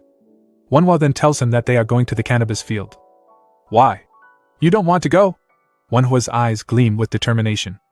This is your first task as the assistant, Wonwa mentions. Okay, but we need to be back before sunset, Obio mutters. Wonwa suddenly stops. A crowd has gathered outside, their voices filled with urgency. Mr. Physician, please examine me. And, my child has been having diarrhea for 2 days. Wonwa and Obio stand at the entrance, overwhelmed by the pleas for help. Hey, assistant, Wonwa calls out. Take the patients inside, says Wonwa with a kind smile. A few hours pass. Inside, the small clinic is buzzing with activity as patients form a line. Wonwa works diligently, treating a seemingly endless stream of patients. Obio tries his hardest at the tasks at hand. Finally, as the sun sets, the villagers express their gratitude with bows. Phew! It's done! Obio slumps down, exhausted. Mr. Physician, you're really great. It's my first time seeing a physician like you, Obio says with admiration. Anyway, what are you doing? Obio inquires. The sun might set. Where was the cannabis field again? Wonwa asks, a mischievous smile forming. Now? Seekpill stammers, unsure. It's too late. There might be wild animals. Obio reasons out. Then let's just come back after checking where it is. Wanhua insists. In a large house, in another part of the land, a man is having a meal while a subordinate provides a report. Saved a man who died. What a good joke that suits when drinking. The man laughs. His pauses as his subordinate mentions. There are more than 30 people who witnessed it. I have heard some rumors. But according to what I have heard, he is just a boy who is barely over the age of 20. Governor Incho answers that if that is true, then he must be an immortal disguised as a kid. It is bright and sunny the next day. Physician Bong, Physician Suk, calls Wanhua. He talks to them, telling them that he is planning to teach them blood vessel suturing and CPR. Really? The two physicians exclaim, their faces lighting up. Of course. Wanhua replies warmly. They reward Wanhua with chests of gold. Wanhua tries to decline at first, but they insist. Physician! A panicked voice interrupts. Physician Bong's assistant reports that there is a military officer who arrived. Physician Bong! The officer rushes in and asks for help. Soldiers were fighting bandits in the mountains and many of them were injured. Bandits again? Wanhua grimaces. This is a big problem, mutters Sukpil. The urgency mounts as everyone prepares their supplies. Physician Bong! Wanhua calls out that he would like to go too. The two physicians see this as an opportunity to observe Wanhua in action. The three set off to Masiak Valley. They arrive at the military camp. Wanhua looks around but sees only minor injuries. He comes to a tent and hears a lot of painful groaning. He draws the curtain and enters. The sight of the wounded soldiers leaves him shocked. They gathered all the dying in one place, he realizes. Wanhua looks around at the critically injured soldiers, the cries of pain piercing through the air. I don't want to die, one of them pleads. Wanhua realizes the desperate situation. We will do them later, Physician Hua. Physician Bong suggests calmly. Physician Suk agrees. It will be better to check on other patients first. But Wanhua stands firm, turning back to the wounded. No, he murmurs. We have to save the urgent patients first. Wanhua insists, walking purposefully. Despite the grim reality, Wanhua's determination is evident. Seekpill tries to convince him otherwise. Hey, Physician Hua, there's nothing you can do here. A trembling hand reaches out and grabs Wanhua's robe. Save me, please, the soldier gasps. Examining the injury, Wanhua notes. It isn't a penetrating wound but a stabbed wound? He deliberates. Without any information, if I cut the stomach open, it might cause more problems. Pushing himself further could mean risking other lives, but he wishes he could use his clairvoyant ability by sheer will. Frustrated, he shuts his eyes tightly. He is surprised that he is able to activate his X-ray powers again. It worked, he exclaims. He is able to see where the arrow cut the small intestine. The patient pleads again. Physician, I want to live. He holds the soldier's hand in reassurance. I will definitely save you. Going into action, he checks the vitals and uses his newfound anesthesia on the patient. Wanhua announces, I will now open the patient's stomach. With resolute precision, he makes the incision, leaving physicians Bong and Suk astonished by his skill. Inserting his hand, he navigates through the organs, hand steady. Finding the foreign object, he exclaims, Found it! He carefully removes it, declaring the successful removal. Now I will suture the small intestine that got cut, Wanhua says, surprising them even more. He then asks the help of the two physicians. They quickly put on their face masks and jump in. We'll save him, Wanhua vows. He dives back into the operation, his focus piercing through every intricate movement. Coordinating with his team, he pushes forward. I will continue now. The tension in the air weighs on everyone as they work meticulously. Blood drips steadily from the wound as they stitch the intestine. Observations on Wanhua's skill leave them in awe. Physician Bong can't help but marvel. Is this really a medical art of a human? Wanhua brings the operation to a close. Let's finish and close up now. Done finally, Wanhua removes his mask, relieved. It's over. As he washes his hands, he thanks the two physicians. It was easy, thanks to you too. Watching Wanhua's confidence, the pair resolve to learn his medical arts even if it costs a fortune. Suddenly, a sense of urgency sweeps over the scene. Then now, let's go save more lives! Wanhua rallies. The night is quiet and serene as a group of soldiers move through the forest. Government official Incho is in the lead with a cart carrying an injured soldier alongside him. Incho, contemplating the injuries inflicted by bandits, is filled with concern over troop leader Lim's critical condition. Fearing it's too late, Incho contemplates the difficulty of the situation. They arrive at a hastily set up medical camp in the forest. Incho dismounts his horse. He wonders why all the soldiers are gathered around one tent. Disbelief fills him. "You guys must have gone crazy! What are you doing in the middle of the battle?" he shouts. One of the men, frantically trying to explain that they were watching the physicians. He explains that the young physician has already saved 4 men from death. Incho is both baffled and astonished. He remembers the report he received earlier. Incho jokingly wondered then if that physician was an immortal disguised as a young man. The realization strikes him hard. That physician is here right now! Incho sees a glimmer of hope that Troop Leader Lim could be saved. Urgently, he commands, "Take the Troop Leader Lim right now inside the tent." Wanhwa looks up as Troop Leader Lim is brought in. Under the canopy of night, the makeshift camp sits solemnly against the backdrop of rugged mountains. The tranquility is abruptly shattered as General Incho bursts into the medical tent, demanding, "Is anyone here?" Wanhwa, the youngest child of the Hua family, looks up, startled. In the dimly lit tent, soldiers lay groaning in pain as General Incho storms in, his presence commanding attention. Wanhwa thinks to himself, "Why is the general here?" The other 2 physicians rush past Wanhwa and pay their respects to Lieutenant Incho. Wanhwa wonders if he is the great Minister of War Incho. Wanhwa, still composed, introduces himself formally. "My name is Waba from the Hua family." Lieutenant Incho, noticing Waba's youth, is skeptical, thinking to himself, "He is so young, is it really that physician?" Lieutenant Incho continues, "I heard that your medical art is really great." He points to the man in the stretcher and asks, "That soldier, can you save him?" Wabu replies, "First, I will check on his wounds." Examining closely, Wabu identifies the laceration on his thigh, which wasn't too dangerous as long as the bleeding is stopped. Wabu states confidently to General Incho, "The wound looks critical, but there is still hope." Incho, desperate, responds, "You can save him? Is that true?" "Yes, I can save him," confirms Wabu. The lieutenant urges him to treat the man quickly. But Wabu has other ideas. "This man has to wait for his turn. There are other patients too." Lieutenant Incho, visibly frustrated, demands, "What do you mean you will treat him later? You have to treat him right now." Wabu calmly argues, "Even if I don't treat him right now, he won't die. But if I treat him first, other patients will die." Wabu turns the question back on General Incho, asking if he is willing to choose which subordinate to kill. The general, struck by the harsh reality, grudgingly steps back. Wabu urges him, "Please stop interfering and step outside. I have to save as many patients as possible." At that moment, a soldier barges announcing that bandits are raiding villages again. The lieutenant leaves the tent with the responsibility weighing heavy on him. "I will leave this place in your hands. So you have to save as many as possible." Wabu replies, "Of course," with a wide smile.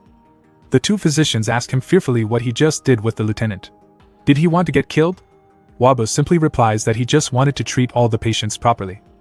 They tell him that the lieutenant's father was one of the top generals. Wabu turns on them with an annoyed look and threatens to kick them out. A few hours later, the lieutenant has managed to successfully capture the bandits and keep the village safe. He readies his men to go back to the camp. He realizes that he has been wounded on the foot. A soldier asks him if he is alright. The lieutenant recalls how he got his injury from some booby traps set by the bandits. He leads the troops onwards back to camp, thinking to himself that it's only a light wound. Back at the tent, Wabu diligently continues tending to patients, calling out for the next. Following the completion of treatments, the tireless team moves to another task, checking on the patients outside. It never seems to end as night deepens and the lights glow outside. In the lieutenant's tent, Incho's wound is wrapped up and bandaged. His physician warns, "The wound isn't deep, but since it got stabbed by iron, you should be careful." As the physician leaves, Incho tries to convince himself that it's going to be okay, and he won't get arsenic poisoning. Wanhua's thoughts drift, feeling very bothered about tetanus. Because antibiotics wasn't invented yet, he would have to settle for the closest thing. He calls the attention of all the patients in the tent. He announces that everyone who got injured by metal needed to pay attention very carefully as they might get metallic poisoning.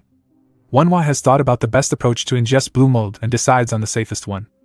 Wanhua asks them to drink a bowl of moldy horse milk once a day.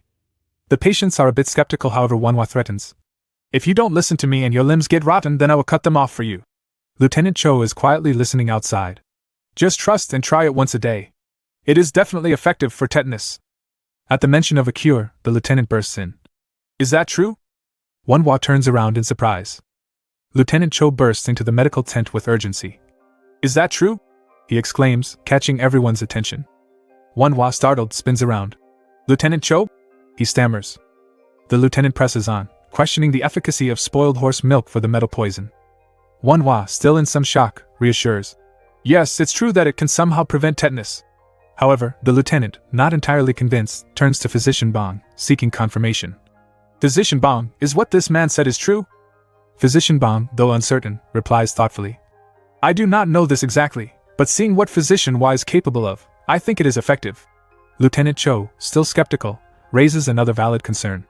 Then, won't their stomach get upset after eating spoiled food? He argues, concerned about other potential diseases. Feeling the pressure, Manhwa hesitates for a moment, gathering his thoughts as the lieutenant demands clarity. Answer me with certainty. Finally, Manhwa admits. Tetanus isn't a disease that can be easily fixed. I cannot say that drinking horse milk will absolutely prevent tetanus. He declares that if it can just raise the chance of patients' survival even by a little bit, he won't just give them spoiled horse milk, but he would even prescribe them poison. His face was determined and full of resolve. Lieutenant Cho, initially silent, mulls over this before somewhat yielding. Is that so? Turning around to leave, he acknowledges. I understood well. As he walks away, Manhwa reflects, fearing Lieutenant Cho might be affected by the metallic poison, too. Gathering his resolve, Manhwa follows, tentatively asking. Lieutenant, did you perhaps get metallic poison? Lieutenant Cho stares but doesn't answer. Manhwa recalls his experiences from his past life. He has seen patients who tried to hide their disease. Usually it was an embarrassing disease or when they want to hide the person who got the disease. He steps outside, asking plainly in the moonlit night, Do you have someone around you who got tetanus? The wind gently rustles as Lieutenant Cho takes a deep breath and, looking up, admits. My older brother got sick with the metallic poison. He reveals the dire situation. They were told he would need to be cut the ankle. Manhwa visualizes the gruesome procedure and concludes that cutting the ankle won't be effective. They should cut the spares too. With finality, he advises. Cutting the ankle won't be enough. Before it gets worse, about until the knees should. Only to be abruptly interrupted by Lieutenant Cho's outburst. Stop! The lieutenant, frustrated, declares. You may know much about tetanus, but the best physician in this region is treating my older brother. He warns Manhwa. Stop judging too rashly. Before turning away. Manhwa, clenching his fists, mutters. I'm not being rash. But the lieutenant tells him to go, and just as your job. Manhwa has no choice but to walk away. Later that night, the lieutenant pays a visit to the injured soldier's tent. Walking among his men, he marvels at Manhwa's ability. Did he save this many? He spots someone among the injured and falls to his knees. Troop leader Wu. He is alive, how? The lieutenant recalls how the troop leader was mortally injured. He is in disbelief that Manhwa was able to save him. Troop leader Wu sees the lieutenant and struggles to get up. The lieutenant tells him not to get up because he almost just died. The troop leader agrees that he thought so too, and smiles. Lieutenant Cho seeks answers. Did Physician Wa save him? Receiving confirming nods. Reflecting on the seemingly miraculous recoveries of men gutted by swords, arrows, and spears, he realizes the extent of Manhwa's skills. Contemplatively he muses. If I didn't see it with my own eyes, I would have thought that an immortal performed the miracles. Conviction stirs within him, wondering if Manhwa's unmatched medical prowess. Maybe he perhaps might be able to treat older brother too. A few days later, back in his workspace, Manhwa is found experimenting diligently. I did insert the mold from the herbal medicine into the cheese. He mutters, hopeful. Please get moldy. He wishes desperately, and with relief, witnesses the process succeed. Elation fills him. Good. It got moldy. Obio peers over his shoulder. Physician, why did you let such a rare cheese mold? Manhwa replies. Because this mold will be saving people. His mind races as he thinks about how to refine and collect it. His face gleams with determination at the thought that he is so close to eradicating gram-positive bacteria. He thinks about the lieutenant briefly. But if the patient refuses to be treated, there is nothing I can do.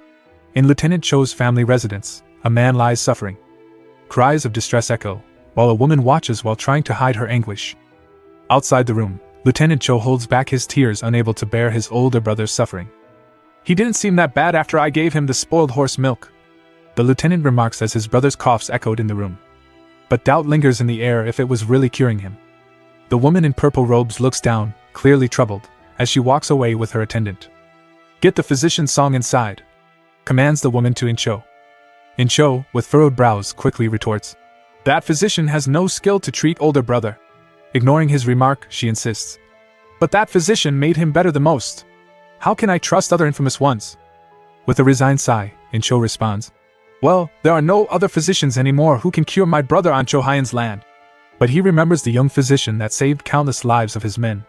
"I know someone who can cure tetanus," he declares. "Is that really true? Where is he?" she questions in desperation. "He is here in Chohayan," Incho replies. The lady calls out urgently. "Is anyone there? Prepare the horse immediately." She orders them to fetch him and treat him politely. With that order, she leaves, slamming the door behind her. "Please take care of this wisely, mother," Incho requests, his voice carrying a note of deep concern. In the slum village, Wanhua is busy at his experiments when he hears the approach of a horse. A military official calls out to him, "Sir Wabu," as he looks up in surprise. With panic in his voice, the official explains, "Mr. Cho. I mean, Lieutenant Cho's brother is critically ill. Please hurry." Wanhua hesitates. "Wait. I will just get one thing," and dashes inside his humble home. Grabbing a white bottle with purpose, Wanhua reassures himself. "It's good. The penicillin has somehow gathered a little." With haste, they mount the horse and dash off towards Lieutenant Cho. "It has already been 10 days since I heard that the ankle was cut," reflects Wanhua as they ride as fast as the horse can take them. "I hope there is enough time left." The horse moves swiftly through the village, and the vast green hills lead them back to the compound. "Quickly, the water! Our big young master is critically ill!" Panicked voices fill the courtyard. "Come in quickly!" Incho beckons as they arrive. Wanhua observes Incho's stride as they walk, and he notices something wrong with his foot. "Perhaps?" Wanhua thinks to himself. "Let's get inside first," Incho says. All the while Wanhua observes the foot. Wanhua doesn't want to jump to conclusions. He must have just tripped. "Let's not judge so rashly." At the entrance to the room, Incho announces, "I have brought the physician. Take him inside. You must have been tired coming this far." The lady's voice calls out. "Where is he? I told you to take him," the matriarch demands. Incho's hand gestures towards Wanhua. "Here. This boy is the physician I was talking about." The lady glares at Wanhua in silence. "Are you saying you will put the life of your brother under his responsibility?" Incho defends Wanhua. "He is really young, but he is a great physician, mother. I have clearly seen him saving the soldiers who had no chance to survive." The doubt lingers, though. "I won't say much more since he still came this far. But I cannot let this kid who isn't even over 20 years old to handle your brother," she argues. Incho tries to argue.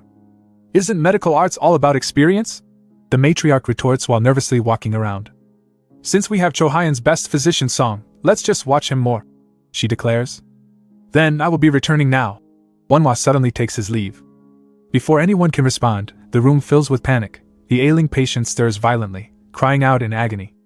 Members of the family rush to his side, calling out his name in desperate cries. Wanhua stands with resolute determination in his eyes. "It's already too late," he articulates, seeing the scene before him. As night falls and Wanhua arrives back in the village, the official apologizes. "Madam was actually a kind and wise person, but after our big young master became like that, she got sensitive," the official explains with a tired voice. Wanhua understands, thinking, "Well, as a parent, if they were put in such a situation, that is the normal reaction." Reflecting a bit further, Wanhua narrows his thoughts. "That doesn't bother me much, but big young master probably wouldn't last for more than a few days." The official is shocked at this. "If he is in such a critical condition, then you, sir, can," the official implores urgently. Wanhua simply shakes his head. "No. Not just me, but even if anyone comes, it will be hard." Wanhua adds, "And it seems to me that Lieutenant Cho was limping his leg. Did he perhaps got stabbed by an iron?" The official replies that he was injured by a booby trap, but it wasn't a big wound. "So I was right," Wanhua concludes. "If so, Lieutenant Cho might have already got tetanus too," he says. Wanhua makes a crucial request. "Please make sure to tell the physician to check up on him." Shock etched into his face and worry filling his eyes, the official nods sharply. A few days have passed and Wanhua is back at the slum village seeing patients. Inside the makeshift clinic, Wanhua sits cross-legged, performing acupuncture on a villager who looks relieved and says, "It looks like you have gotten a lot better," Wanhua reassures. "Just a few more needles in and you'll be." But suddenly a loud sound startles everyone. Wanhua, annoyed, thinks to himself, "Seriously, why the hell would you be catching a pig in this place?" Narrowly avoiding poking a sensitive spot by mistake. Wanhua steps out to check the commotion. Physician Bong is outside, practicing with a large pig on the ground. Wanhua comments, "Whoa, looks like you are working really hard," which startles the old physician. Bong defends his hard work, saying, "I'm trying to learn more about medicine, so isn't it a given that I should work hard?" while Wanhua jokes. But do you really have to do it here? Bang retorts, blaming a certain person for his lack of improvement. He justifies. And this pig will die anyway. If I do it here, wouldn't our poor villagers be able to fill up their bellies? Wanhua sighs and concedes. Then, shall we try suturing now? Wanhua suggests. Bang grunts and watches closely as Wanhua demonstrates how to stitch properly. He finishes with a confident, "Done." Bang is baffled. "Wasn't that too fast?" Wanhua points out. "Precision is more important than speed. You can increase the speed afterward." To which Bang laments. "But won't the pig die if you do it too slow?" The two argue while Bang keeps stitching. Until finally Bang announces, "I did it! Young Master Wa, it's a success!" Only for the pig to drop dead immediately. Bang bemoans, "I was almost there." While Wanhua responds, "That's unfortunate. You could have saved him." Wanhua adds with a pride at Bang's improvement. Over at Lieutenant Incho's compound, Incho angrily yells, "You bastard! Didn't you say you could save him?" Facing him, the physician stammers, "I did my best." Enraged, Incho retorts, "Are you seriously saying that in this situation?" The physician explains, "No one else could have saved him, Officer Cho. Even the medicine god himself." Lady Cho listens in grief. Lady Cho demands everyone to leave, including her son. She closes the door with a heavy heart. Frustrated, Incho punches a post in anger, muttering, "I should have pushed harder." Overwhelmed with grief, he doesn't notice that his foot is getting worse and worse. In the village, the people are gathering for a feast. Wanhua enjoys the meal, attracting attention with his big bites. A villager approaches Wanhua urgently. "Excuse me, Physician Wa. Can you please take a look at this guy?" Pointing to another villager who stepped on an iron spike. Wanhua looks at the wound on the villager's foot and thinks, Everyone gathers around, speculating it might be tetanus.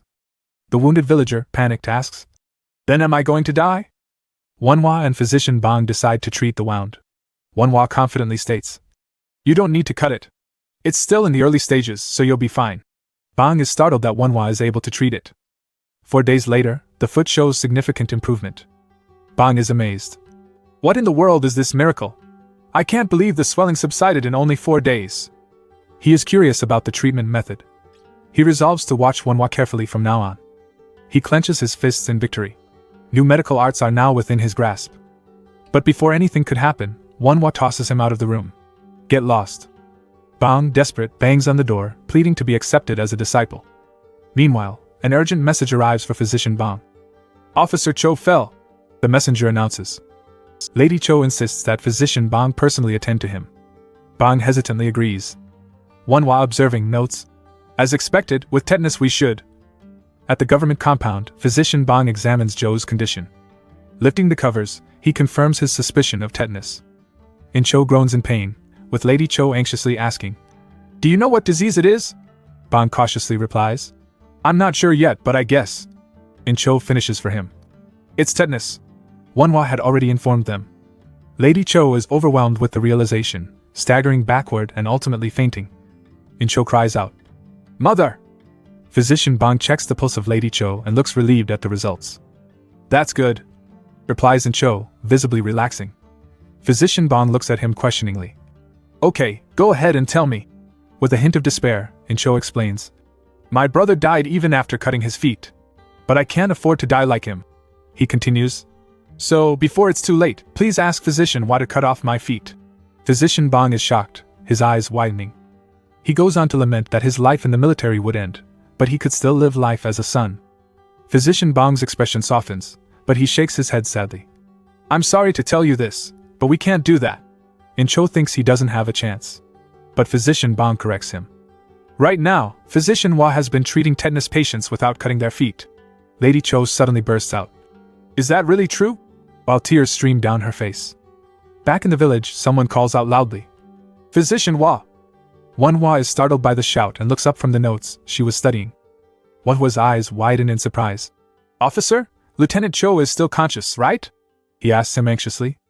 "Yes," the officer confirms. Grabbing his bag hastily, Wanhua declares, "Let's go!" before running out of the room. Back in the compound, Incho remains silent, letting his mother continue her apology. Reflecting on her treatment of the physician, she admits, "I mistreated and kicked out such a person that way." Back inside, Incho reassures his mother. "It will be fine, mother. Patients are always his priority." Incho says with a smile. Suddenly, the sliding door slams open. General Chicho storms in and exclaims, "In! Are you alright?" He spots them all sitting. "Why are you sitting instead of lying down?" he roars. "No time for greetings. Get ready quickly," General Chicho directs. "We found a great physician in Aniclimax, so let's go there." Lady Cho's shock is apparent, as she stumbles away from a chair in amazement. Incho and Lady Cho stand facing the general. With pleading urgency, she says, "Right now, a really good physician is coming. I think we should let him take a look first then." General Chicho, ignoring his wife's words, rages. "You mean those bastards who let Song die?" Lady Cho tries to stay calm, but the general continues his tirade. "Those dogs! If I just caught even one of them, they won't die peacefully." He lashes out further. "I also heard that you even brought a kid who smelled like spoiled breast milk." Lady Cho's eyes widen as she spots Wanhua entering. "No!" Lady Cho anxiously whispers. General Chicho stays firm as he orders them to prepare for departure. "Prepare to leave right now!" Lady Cho spots a closet with a lock. Her facial expression changes into stern determination. "In, you two, get ready!" General Cho urgently tells Incho. She rushes forward and pushes against the general, surprising him. The general tumbles into the room with a shout. General Chicho looks stunned and confused. "My dear! What are—" Seeing her opportunity, Lady Cho locks the door from the inside. From inside, the general calls, "Hello, my lady? What are you doing? Open this right away!" Wanhua opens the door as surprised by the scene. "Madam?" Wanhua and Lady Cho exchange glances. Lady Cho, overcome, falls to her knees and pleads, "Please save my son." Wanhua grasps the distressed mother's hands, reacting to her plea. With a calm demeanor, he assures, "Don't worry about it, madam." After a while, the door is unlocked and the general bursts out angrily. "What is the meaning of this?" Lady Cho, taking a deep breath, states firmly, "I have found a physician who can cure tetanus." General Chicho, eyes wide with fury, yells, "What do you mean? Didn't I just say that I found a physician in Aniclimax?" Lady Cho remains resolute, explaining, "Because of my foolishness, I made Song die." She looks up defiantly at the general and promises, "I won't let Incho die just like that." Lieutenant Incho is brought to the village clinic. Wanhua inspects his infected foot. He finds it weird that it has not stiffened yet despite the dire condition it was in. "Let me touch it a little," he requests, hoping to discern more. "It hurts," Incho says, still looking calm and reserved. Wanhua narrows his eyes. "That's not the face of someone in pain. You are extraordinary. Others may not be able to talk if with this much infection." Incho reveals the secret. "It's because I am circulating my inner energy." Wanhua is wide-eyed and intrigued. "Inner energy?" He questions him further. "Did you also learn inner chi technique?" Incho confirms, though in pain. "Just a little." Wanhua thinks that it was just like his second brother Wabun. "Can you really fix it?" Incho finally asks, hopeful. Wanhua, ever confident, responds with a thumbs up. "Of course. You can go back to the way things were before." Incho, grateful, softly says, "Thank you," while Wanhua gets ready for the next step. "But first, drink this all," Wanhua insists, handing him a mysterious bottle. Incho hesitates. "What is this?" Wanhua's explanation is funny yet precise. "Just think that it's hard liquor. It will lessen the pain." Incho smirks, confident in his endurance. "Do you think I will get knocked out by one bottle of alcohol?" He opens it with a pop, and drinks it down. However, after downing the contents, reality hits hard, and Incho collapses, proving Wanhua's assumption right. Wanhua snickers to herself, readying for the real task at hand. After a while, Incho regains consciousness and finds his foot tied up. Wanhua quips, "You woke up earlier than I thought?" Incho asks anxiously, "Is it done?" Wanhua reassures him. "All the basic things are done. But trouble looms. But it's bad. The trismus has started too." And calculating his options, he realizes intravenous is the best option, but laments the needle issue. His thoughts drift to a solution. "I have to first solve my syringe needle problem. Lieutenant, do you know any blacksmith who got really good skill?" he asks Incho. "Paichung is the best blacksmith in Xiao County," Incho informs. Wanhua recognizes him from before. That person?" He then rushes, sketching out the design. "He has to make something like this. This is urgent. Within today." Incho sternly orders his soldier to deliver the design. "Go and tell the blacksmith Paichung." Wanhua's confidence grows seeing the expedited message, thinking, "Good! If I just have that." At the blacksmith is a bit unsure about the job. This one will be hard. The official says it will aid in Cho's healing. With a confident smile, the officer declares, Lieutenant will be fine, a great physician Wabu is treating him. The smith is surprised to hear that name again. The official pleads, Please make this within a day. Back at the clinic, Incho's foot suddenly worsens. He deduces the condition escalated after Incho stopped using his inner energy. He wishes he had the syringe needle, but realizes he can't waste any more time. Obio rushes in, bringing the 2 physicians with him. With all 3 of them scrubbed up, he says, Are you all ready for this? He begins the operation, cutting into the swollen foot. A tremendous amount of blood bursts out. The 2 physicians are taken aback, but Wanhua remains calm. They're amazed that Wanhua is calm. Meanwhile, Wanhua notices that an abscess has already formed. He recognizes there's no choice. He decides to use a makeshift solution, aiming to infuse penicillin directly into the vein with a pig's vein. His unconventional method shocks the 2 physicians. Suddenly, Incho starts to convulse and froth at the mouth. With certainty, he declares, This amount can't cause a shock, but is baffled by Incho's severe muscle seizures. Incho's convulsions continue. Wanhua curses under his breath. Physician Suk tries to hold him down while Physician Bong rushes to his pack. Suk calls out for Physician Bong to hurry. Bong's steady hands prepare the acupuncture needles with precision and efficacy. Incho is stabilized after the needles are applied skillfully. The 2 physicians tell Wanhua to continue the treatment, while they hold down the body. Wanhua, with a sense of relief and gratitude, thanks them for their help. Some time after, Incho slowly regains consciousness. He looks around groggily, and hears some voices speaking. It's good. The result is really good. Wanhua, tending to another patient's foot, shares the good news with a smile. I guess you don't have to come back here anymore. He promises full mobility after 5 days of recovery. The patient, brimming with gratitude, gives him a deep bow for saving his life. He rummages in his tattered clothes, offers a small pouch as payment. I don't have much, but please take this. Wanhua, shaking his head with a chuckle, reminds him of their agreement, herbal medicine as payment. The patient replies that it wasn't enough for saving his family. Wanhua adamantly refuses the money meant for the family's food. Wanhua calls out to Obio, who pulls the patient away. Wanhua approaches Incho, surprised to see him awake, and shares a mix of good news.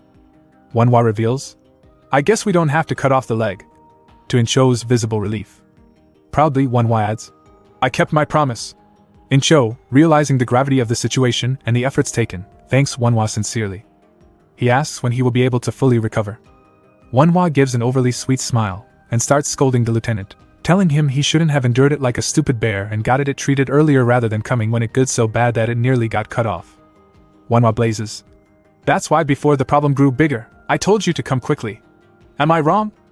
The next day, the grateful past patient returns with freshly picked herbs. Wanhua thanks him for picking the best herbs, and the patient tries to leave hurriedly. Before he could leave, however, Wanhua empties the bag on the floor and a small pouch falls out.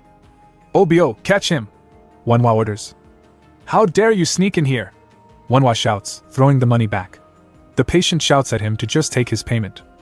Wanhua is exasperated yet impressed by the quick recovery. As Wanhua is washing up, Incho asks him why he didn't take the payment.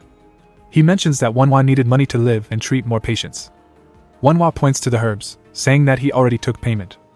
Outside, someone listens in on their conversation. It's Incho's father, the general. Wanhua continues explaining that was nonsense not being able to get treated because they didn't have money. Incho asks if he was not planning to take payment for his treatment. Wanhua laughs at the ridiculousness. Chicho walks back out.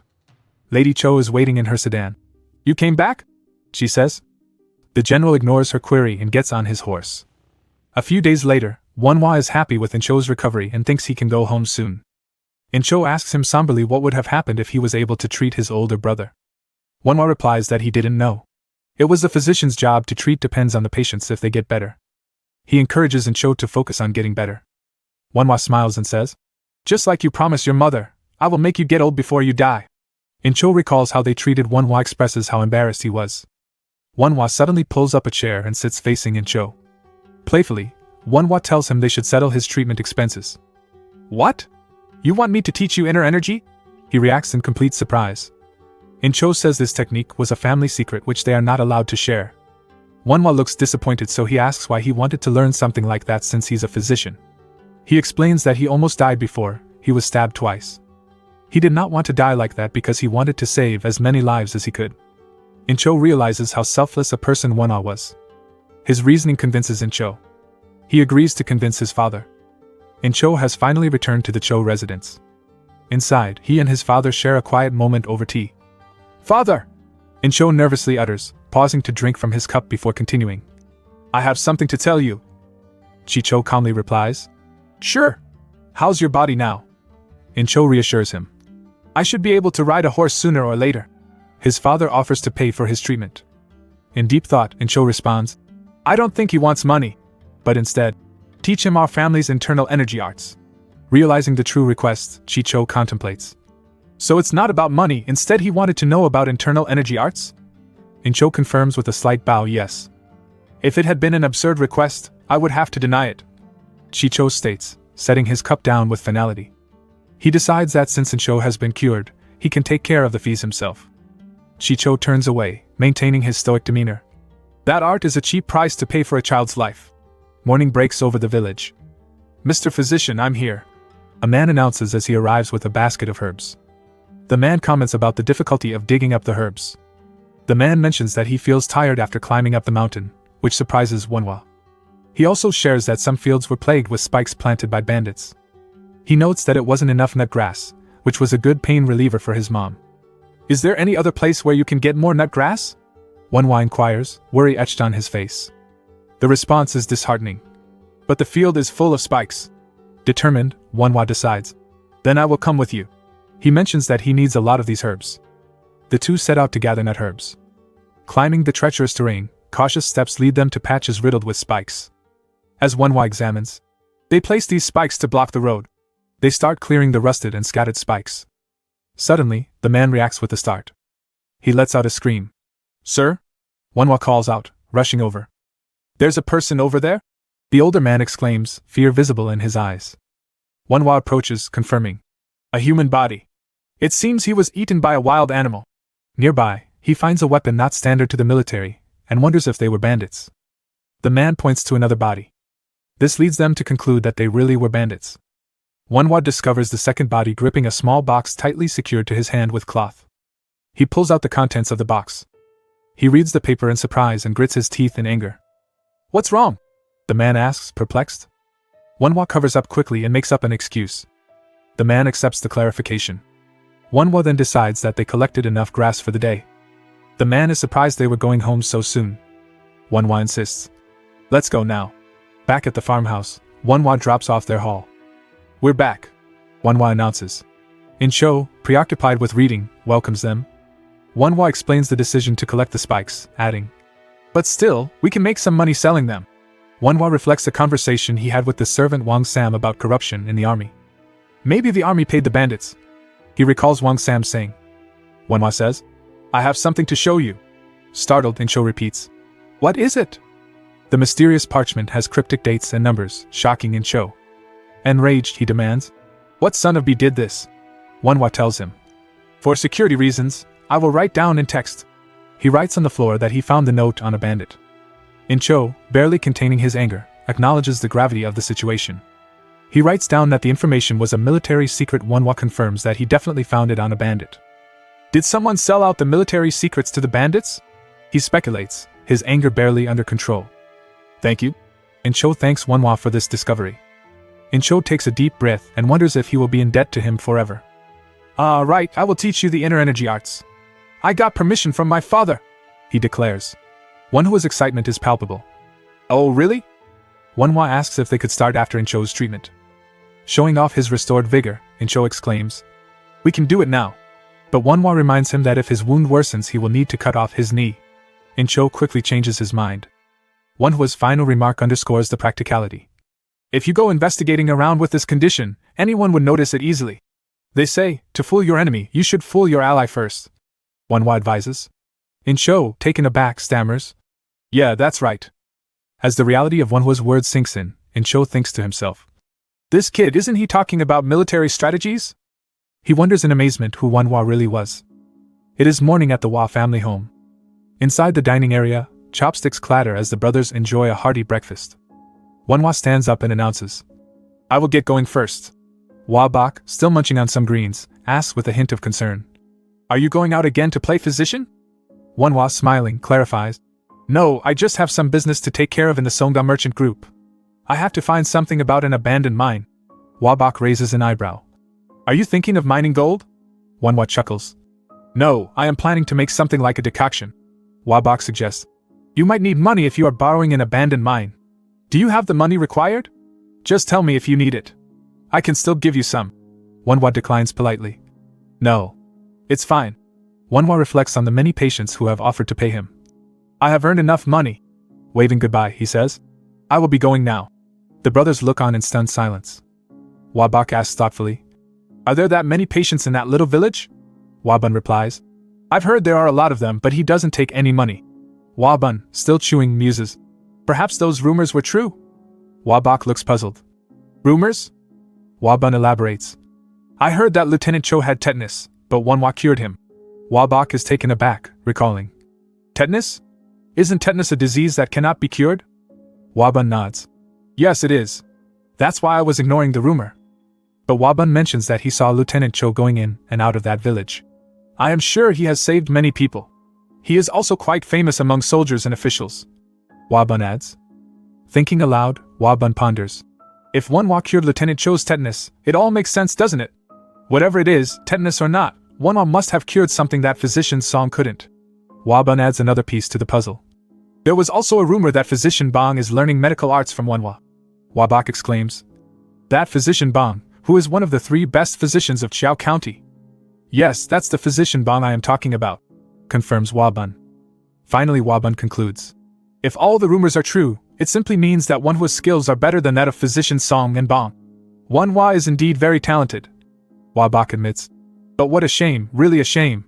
If he opted to become a scholar, our family would have become wealthy. Wabun interjects, with his mouth half full. In my opinion, it is fortunate that Wanhua chose to study medical arts. Wabun reflects on the power and influence held by the Cho family, ruling all official positions in Chiao County, and it would have been hard for Wanhua to succeed there. With a polite cough, Wabak says, Since my stomach is full, I will head back to read books. Wabak quietly contemplates if he should try for the scholar exam again next year. Wabun smiles after his older brother. He has got a little softer now. I'm sure later, older brother will also acknowledge the decision made by Wanhua. Meanwhile, Wabun's thoughts wander to Wanhua's connection to the Songa merchant group. Suddenly, a realization hits him, and he remembers the time the guy almost killed his friend. Wabun remembers. I am sure his surname was Song. Was his name Jonpan Song? Wabun then exclaims. So he was one of the Songa merchant group. In another part of town, a servant informs his master Jonpan Song. Someone named Wabu from the Wa family is looking for you.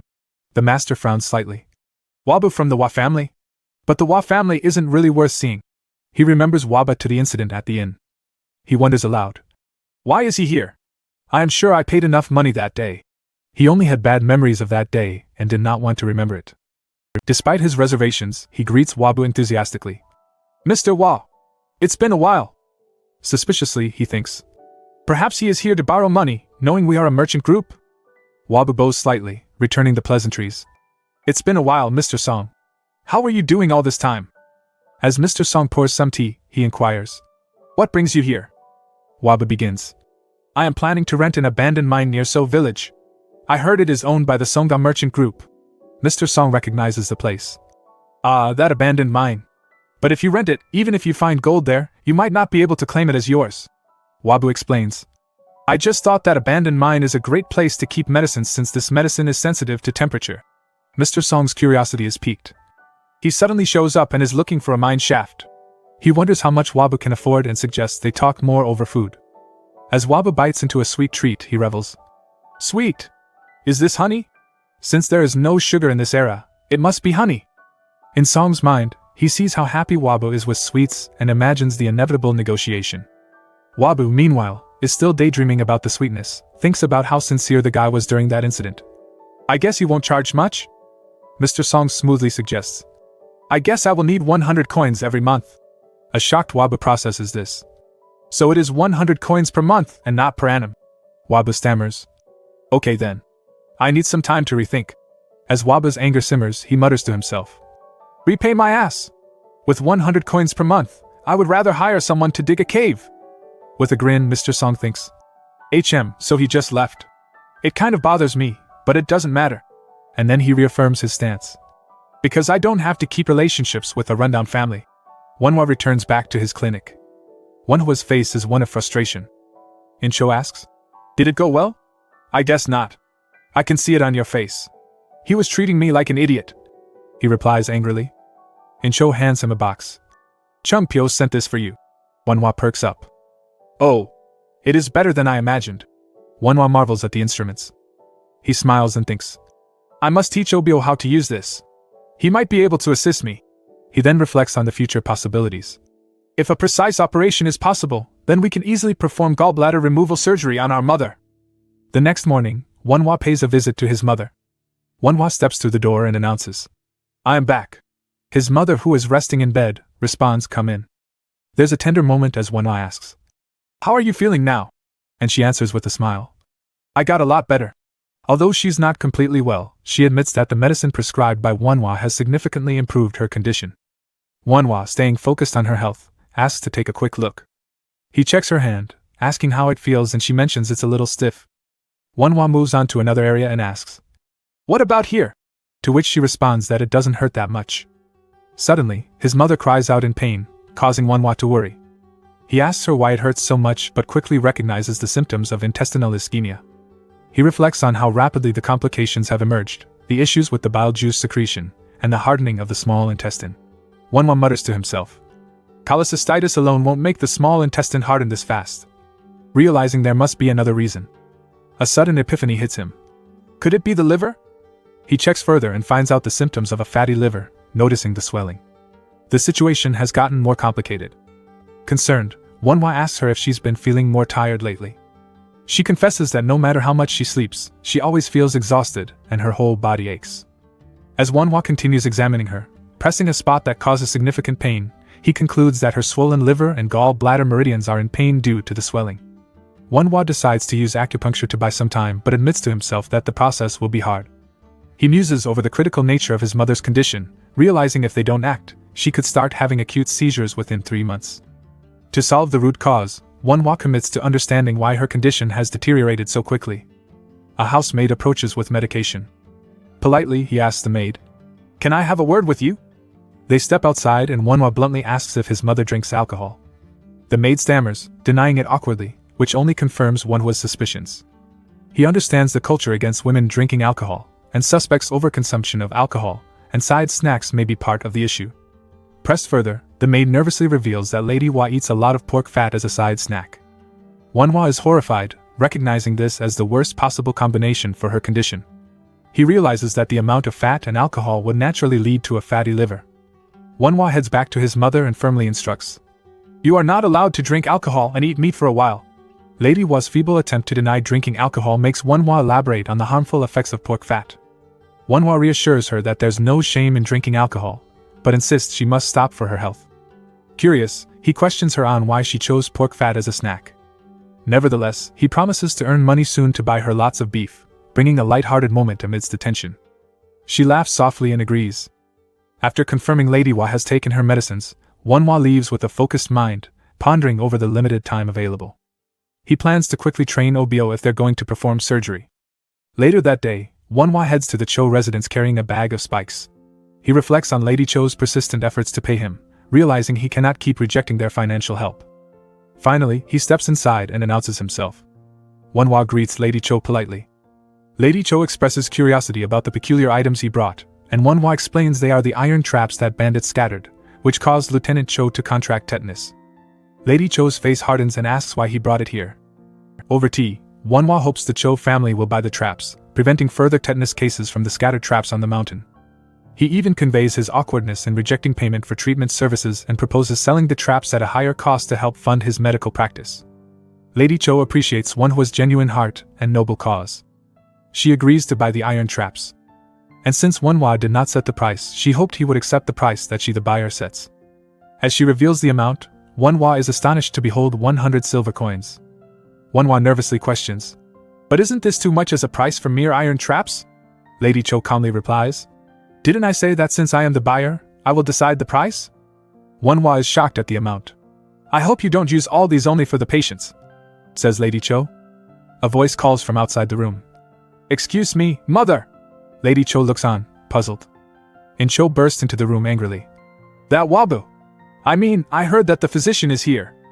Incho grabs Wabu's arm. Do you have any idea how searching I've been for you? How can you make the man who will teach you look for you? Grumbles Incho. Manhwa feebly replies. I was busy too. I have lots of patience. Lady Cho watches them leave and smiles at their bickering.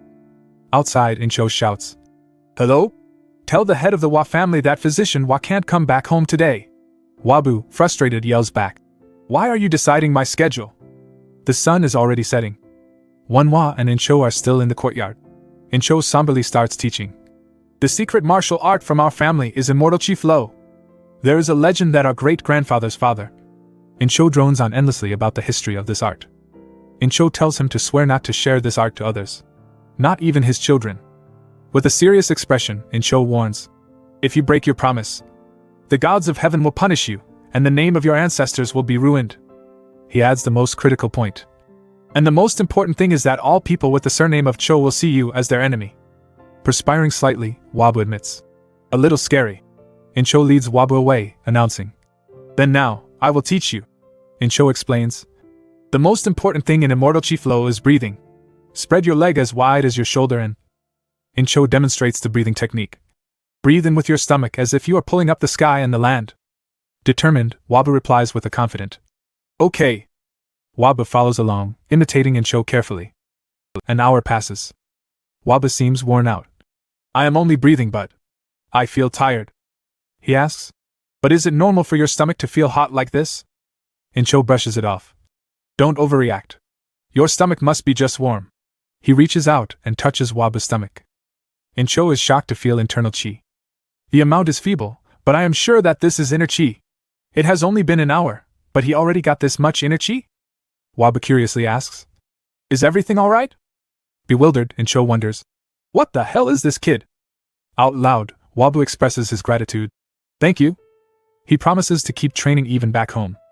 As Wabu walks off, Incho's mind races. It's not possible that he already has an inner chi. I must have made a mistake. But he really has great talent. Incho wonders aloud. Just by seeing it once, he imitated all those. When I was beginning, it took me 4 days, but that kid completed it within only an hour. A man approaches the blacksmith calling. Brother Chung. Chung cheerfully replies. Older brother Park Lee. Come in. Come in. Park Lee, now closer, comments. It's been a while, brother Pyo Chung. Park Lee draws a sword from his belongings, explaining. I got this sword from Heinwei, and I would like it sharpened. Chung, delighted, asks excitedly. Have you finally got a promotion? Looking pensive, Park Lee responds. I was promoted to the head of the office, but I'm actually planning to step down. Chung is puzzled and exclaims. But you look completely fine? Park Lee sighs. Since I cannot hold a spear anymore, I don't have much choice. And reveals a significant scar. Do I still look fine? Astonished, Chung asks. How did you survive? Did you perhaps face a weird fate? Park Lee nods. Well, it was indeed a weird fate. With realization dawning, Chung gasps. Physician Wa? Is he talking about that divine doctor who treated Lieutenant Cho's tetanus? Outside, a mysterious pair is approaching, with the taller one introducing. This is the place. It is Manhwa and one of Incho's men. They inquire. Is the blacksmith here? The blacksmith and his friend greet the visitors. The man introduces the blacksmith to Manhwa. They are visibly shocked. Physician Wa? Manhwa warmly introduces himself formally with. It's nice to meet you. My name is Wabu. Shocking Chung into thinking. This kid is that divine doctor? I have finally met you, sir! Park Lee exclaims, bowing deeply. Confused, Wabu asks. What? Why? He then questions. Were you perhaps on the mountain with bandits? Lee recalls. Yes, I was there. You treated me with my torn stomach. Wabu, enthusiastic, responds. That's great! And asks to take a look at the scar. Park Lee looks shocked. Sir, why are you doing this? Wabu explains. I didn't get the chance to check after then. As Wabu gets ready to examine closer, he assures. Let's talk after I check it. As Manhwa examines the cut, he remembers that Park Lee was the one whose intestines got cut. Park Lee is shocked. What do you mean got cut? Wasn't it just outside of my stomach? Manhwa replies that if it was just came out calmly, he wouldn't have had such problems. He asks if the man's stool was still black. The man stammers, clearly bewildered. How did you know that? The blacksmith looks on in amazement. He saved a man whose intestine was cut. Wanhua proceeds to give advice about farts.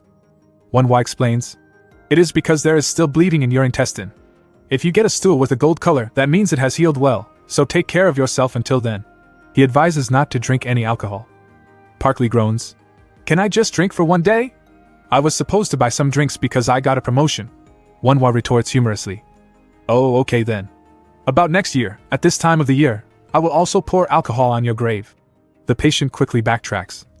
No, I won't drink." Wanhua continues, "And from now on, avoid salty and spicy food, oily food as much as possible, and also good to eat food made up of cows or sheep's milk." Wanhua then hands something to the patient. "And this? What medicine is this?"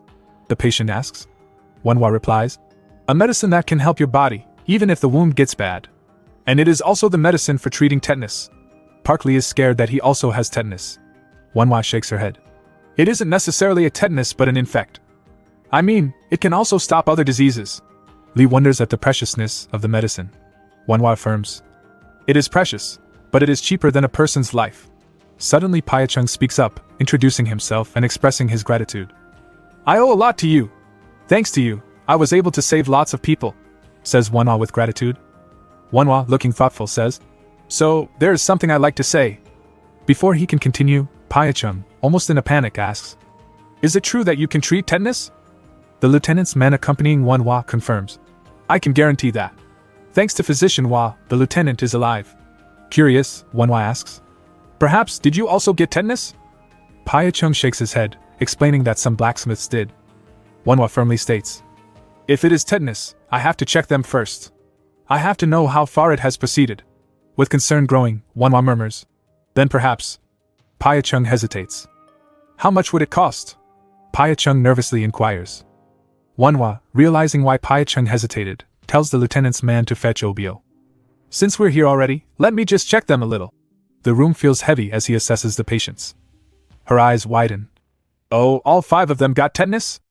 The blacksmith confirms, pointing. "I am certain that these 3 got tetanus, and we are just suspicious of these 2. The other 4 are having a hard time moving." He finishes.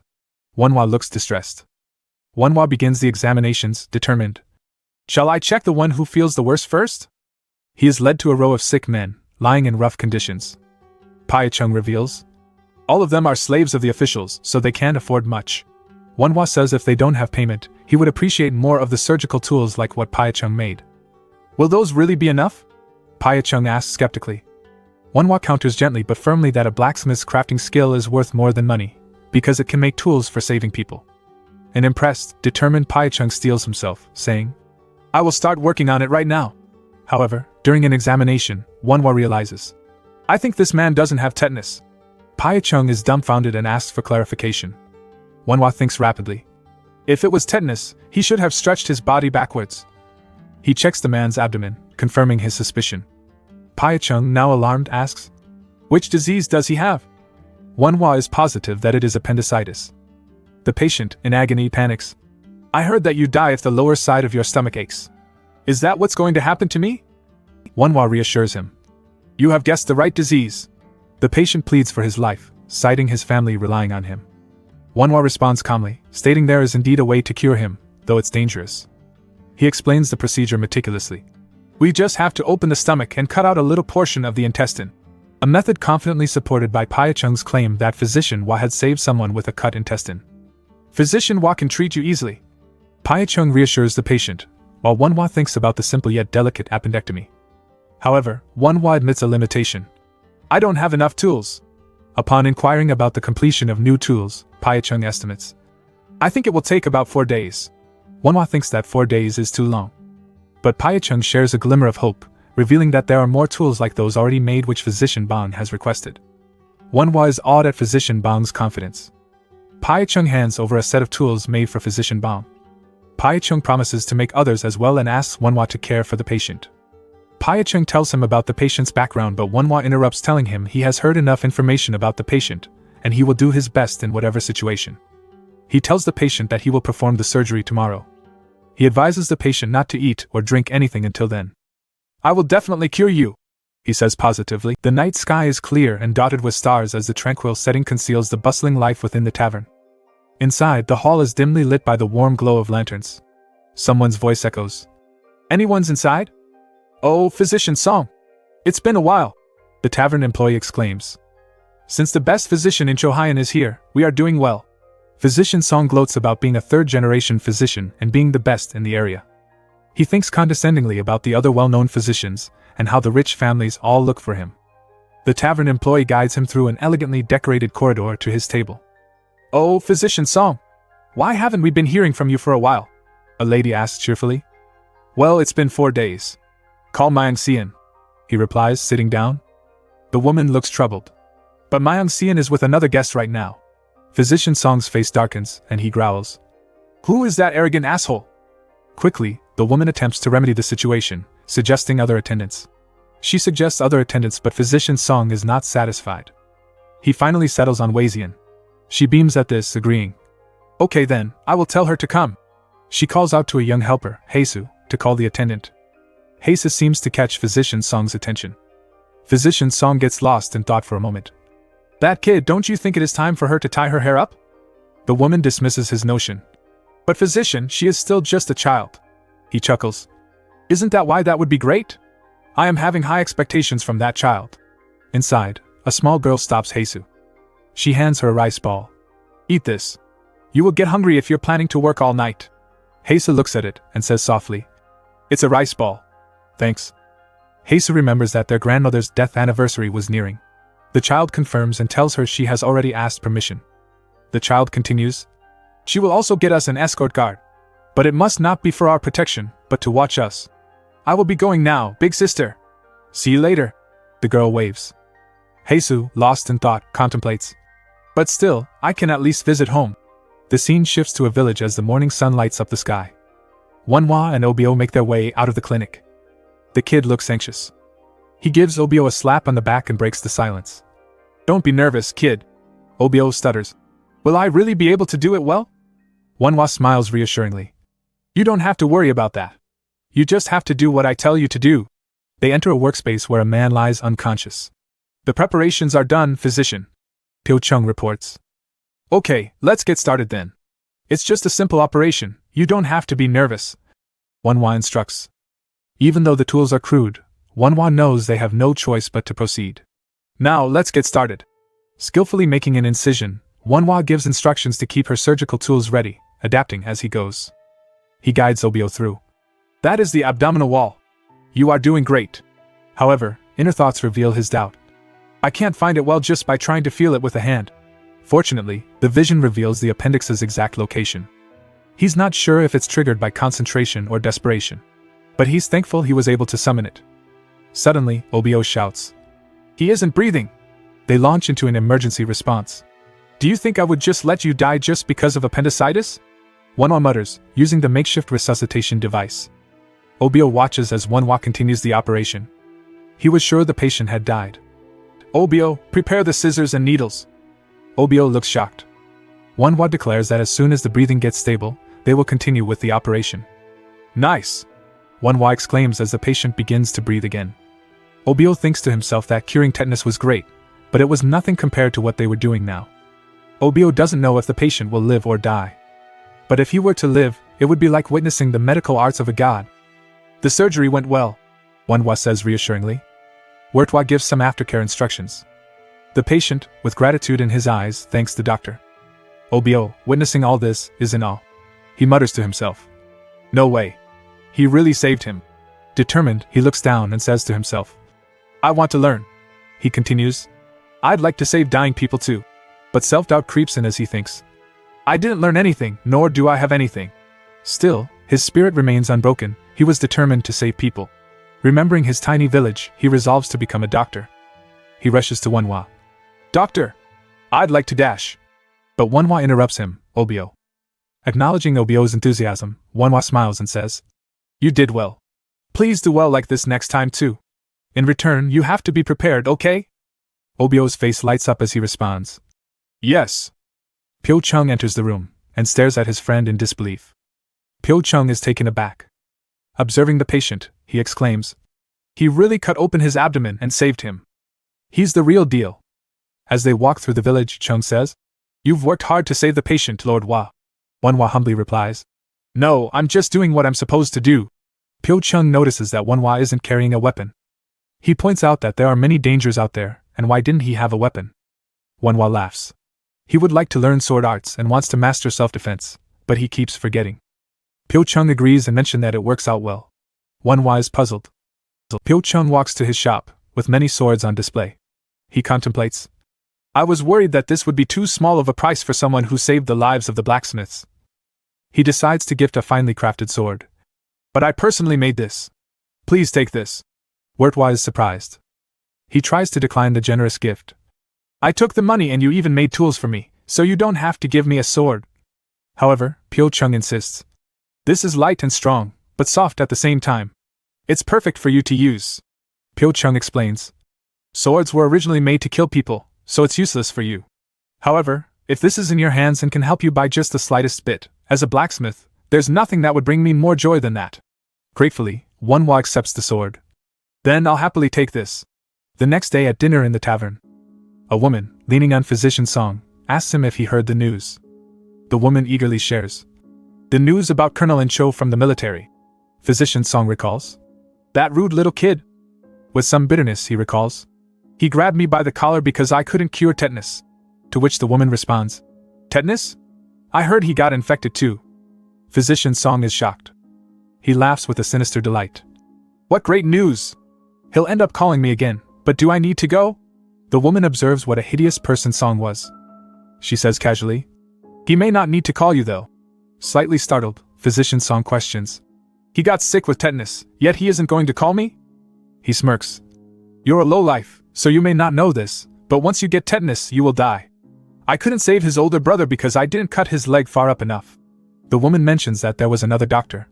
Physician Song scoffs. What a joke. They're not talented enough to cure tetanus.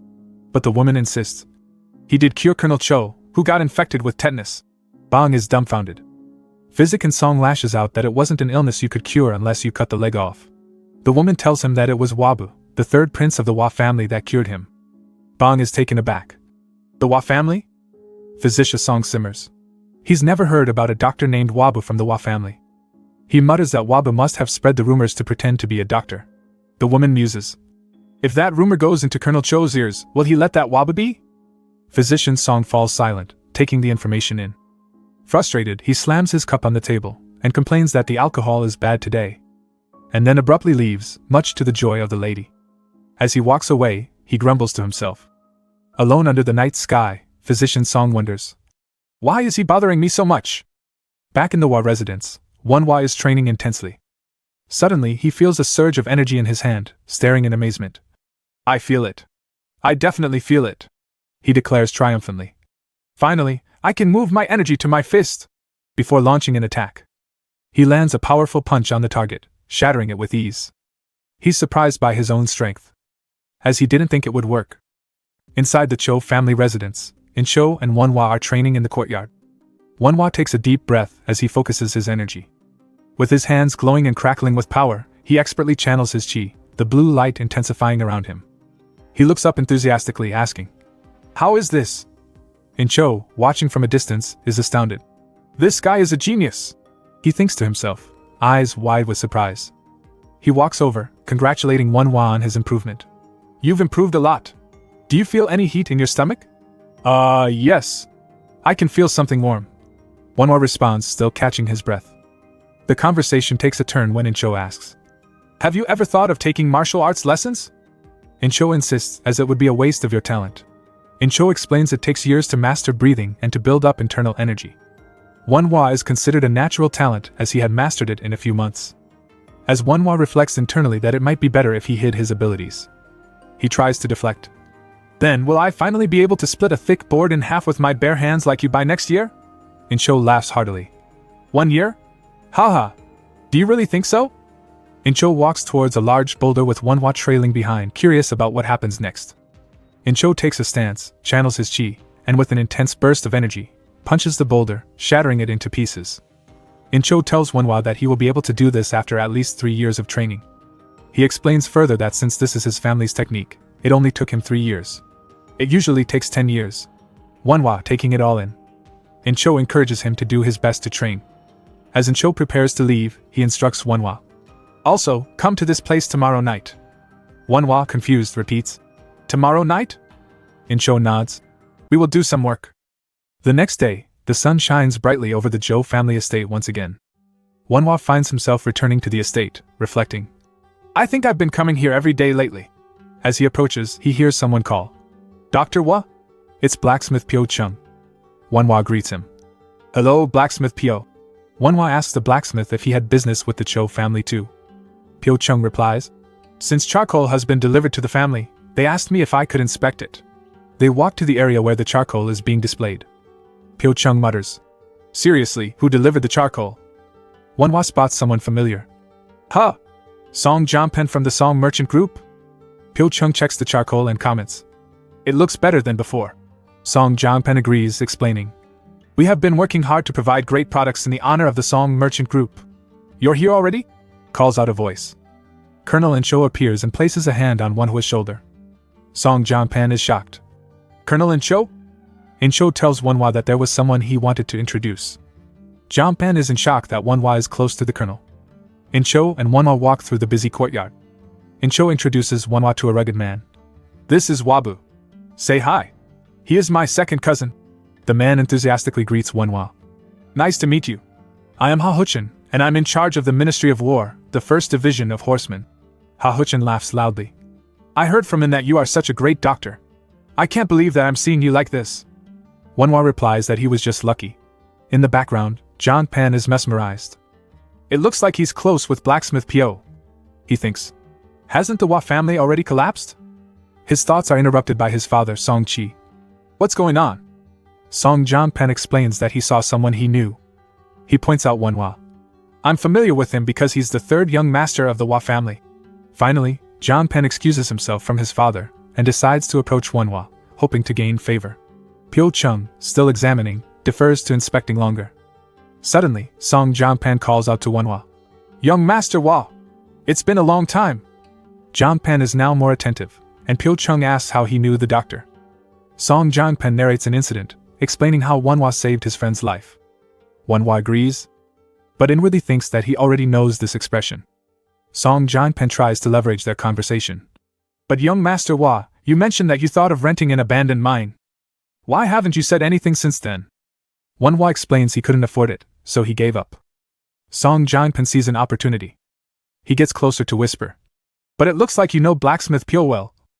Wanhua is wary but listens as Song Jongpen offers a deal help him with the inspection in exchange for information about an abandoned mine. Wanhua ponders, thinking. Is this how he's going to make a deal? Is he stupid? Finally, Wanhua cautiously agrees. Well, if I have the opportunity. Song Jongpen, overly friendly, puts his arm around Wanhua, saying, I expect good results. Bewildered by Song Jongpen's brash demeanor, Wanhua thinks. He's so tactless when doing business. Should I live up to his expectations then? A plan forming in his mind. At the Song family merchant group's estate. A man slams his fist on the table in frustration, shouting. What is going on? He demands to know. Weren't we able to supply anything at all? The man, clearly aggravated, exclaims. We invested so much money in that. He also talks about old man Zhang rejecting them as well. He asks why everything got rejected. His son, Song Jongpen, nervously asks him to calm down. His father replies, Didn't you tell me not to worry because of that boy from the Hua family? The father, now glaring intensely, questions, What did you tell him? The son hesitates but finally spills that if he put in a good word with blacksmith Pio, he would give him an abandoned mine for free. An expression of shock and anger washes over the father's face, and he erupts. Are you out of your mind? You should think of blacksmith Pio as a noble man since he's close with General Cho. The father doesn't stop there. You can't just hand over an abandoned mine to someone. You could have told him to rent it instead. Bewildered, the father asks, Are you doing it out of kindness? Are you out of your mind or something? The father can't take it anymore. From now on, you're out of the group. Leave all your work to your elder brothers. Jongpen, desperate, pleads on his knees. I was wrong, father. I can go to young Master Hua right now and tell him. Reflecting on his actions, the Jongpen sobs. I should have a good eye for people. Meanwhile, in the tavern, someone asks, Did you get everything? And a cheerful response comes through. Yes. A small pack is being knotted tightly. Heisu and her little sister are ready to head home. A man in a wide-brimmed hat, their bodyguard, questions if they are talking about that small village. He suggests they get going once the preparations are done. As they walk through the forested path, the group catches their breath. It's a long walk and everyone is getting tired. From the top of the hill, the woman points to the village and the crowd below surprises her. From their vantage point, the village is bustling. Heisa asks, "Isn't that our house, Haywin?" Just outside the house, Manhwa is treating a patient's bandaged foot. Obio is speaking to one of the villagers.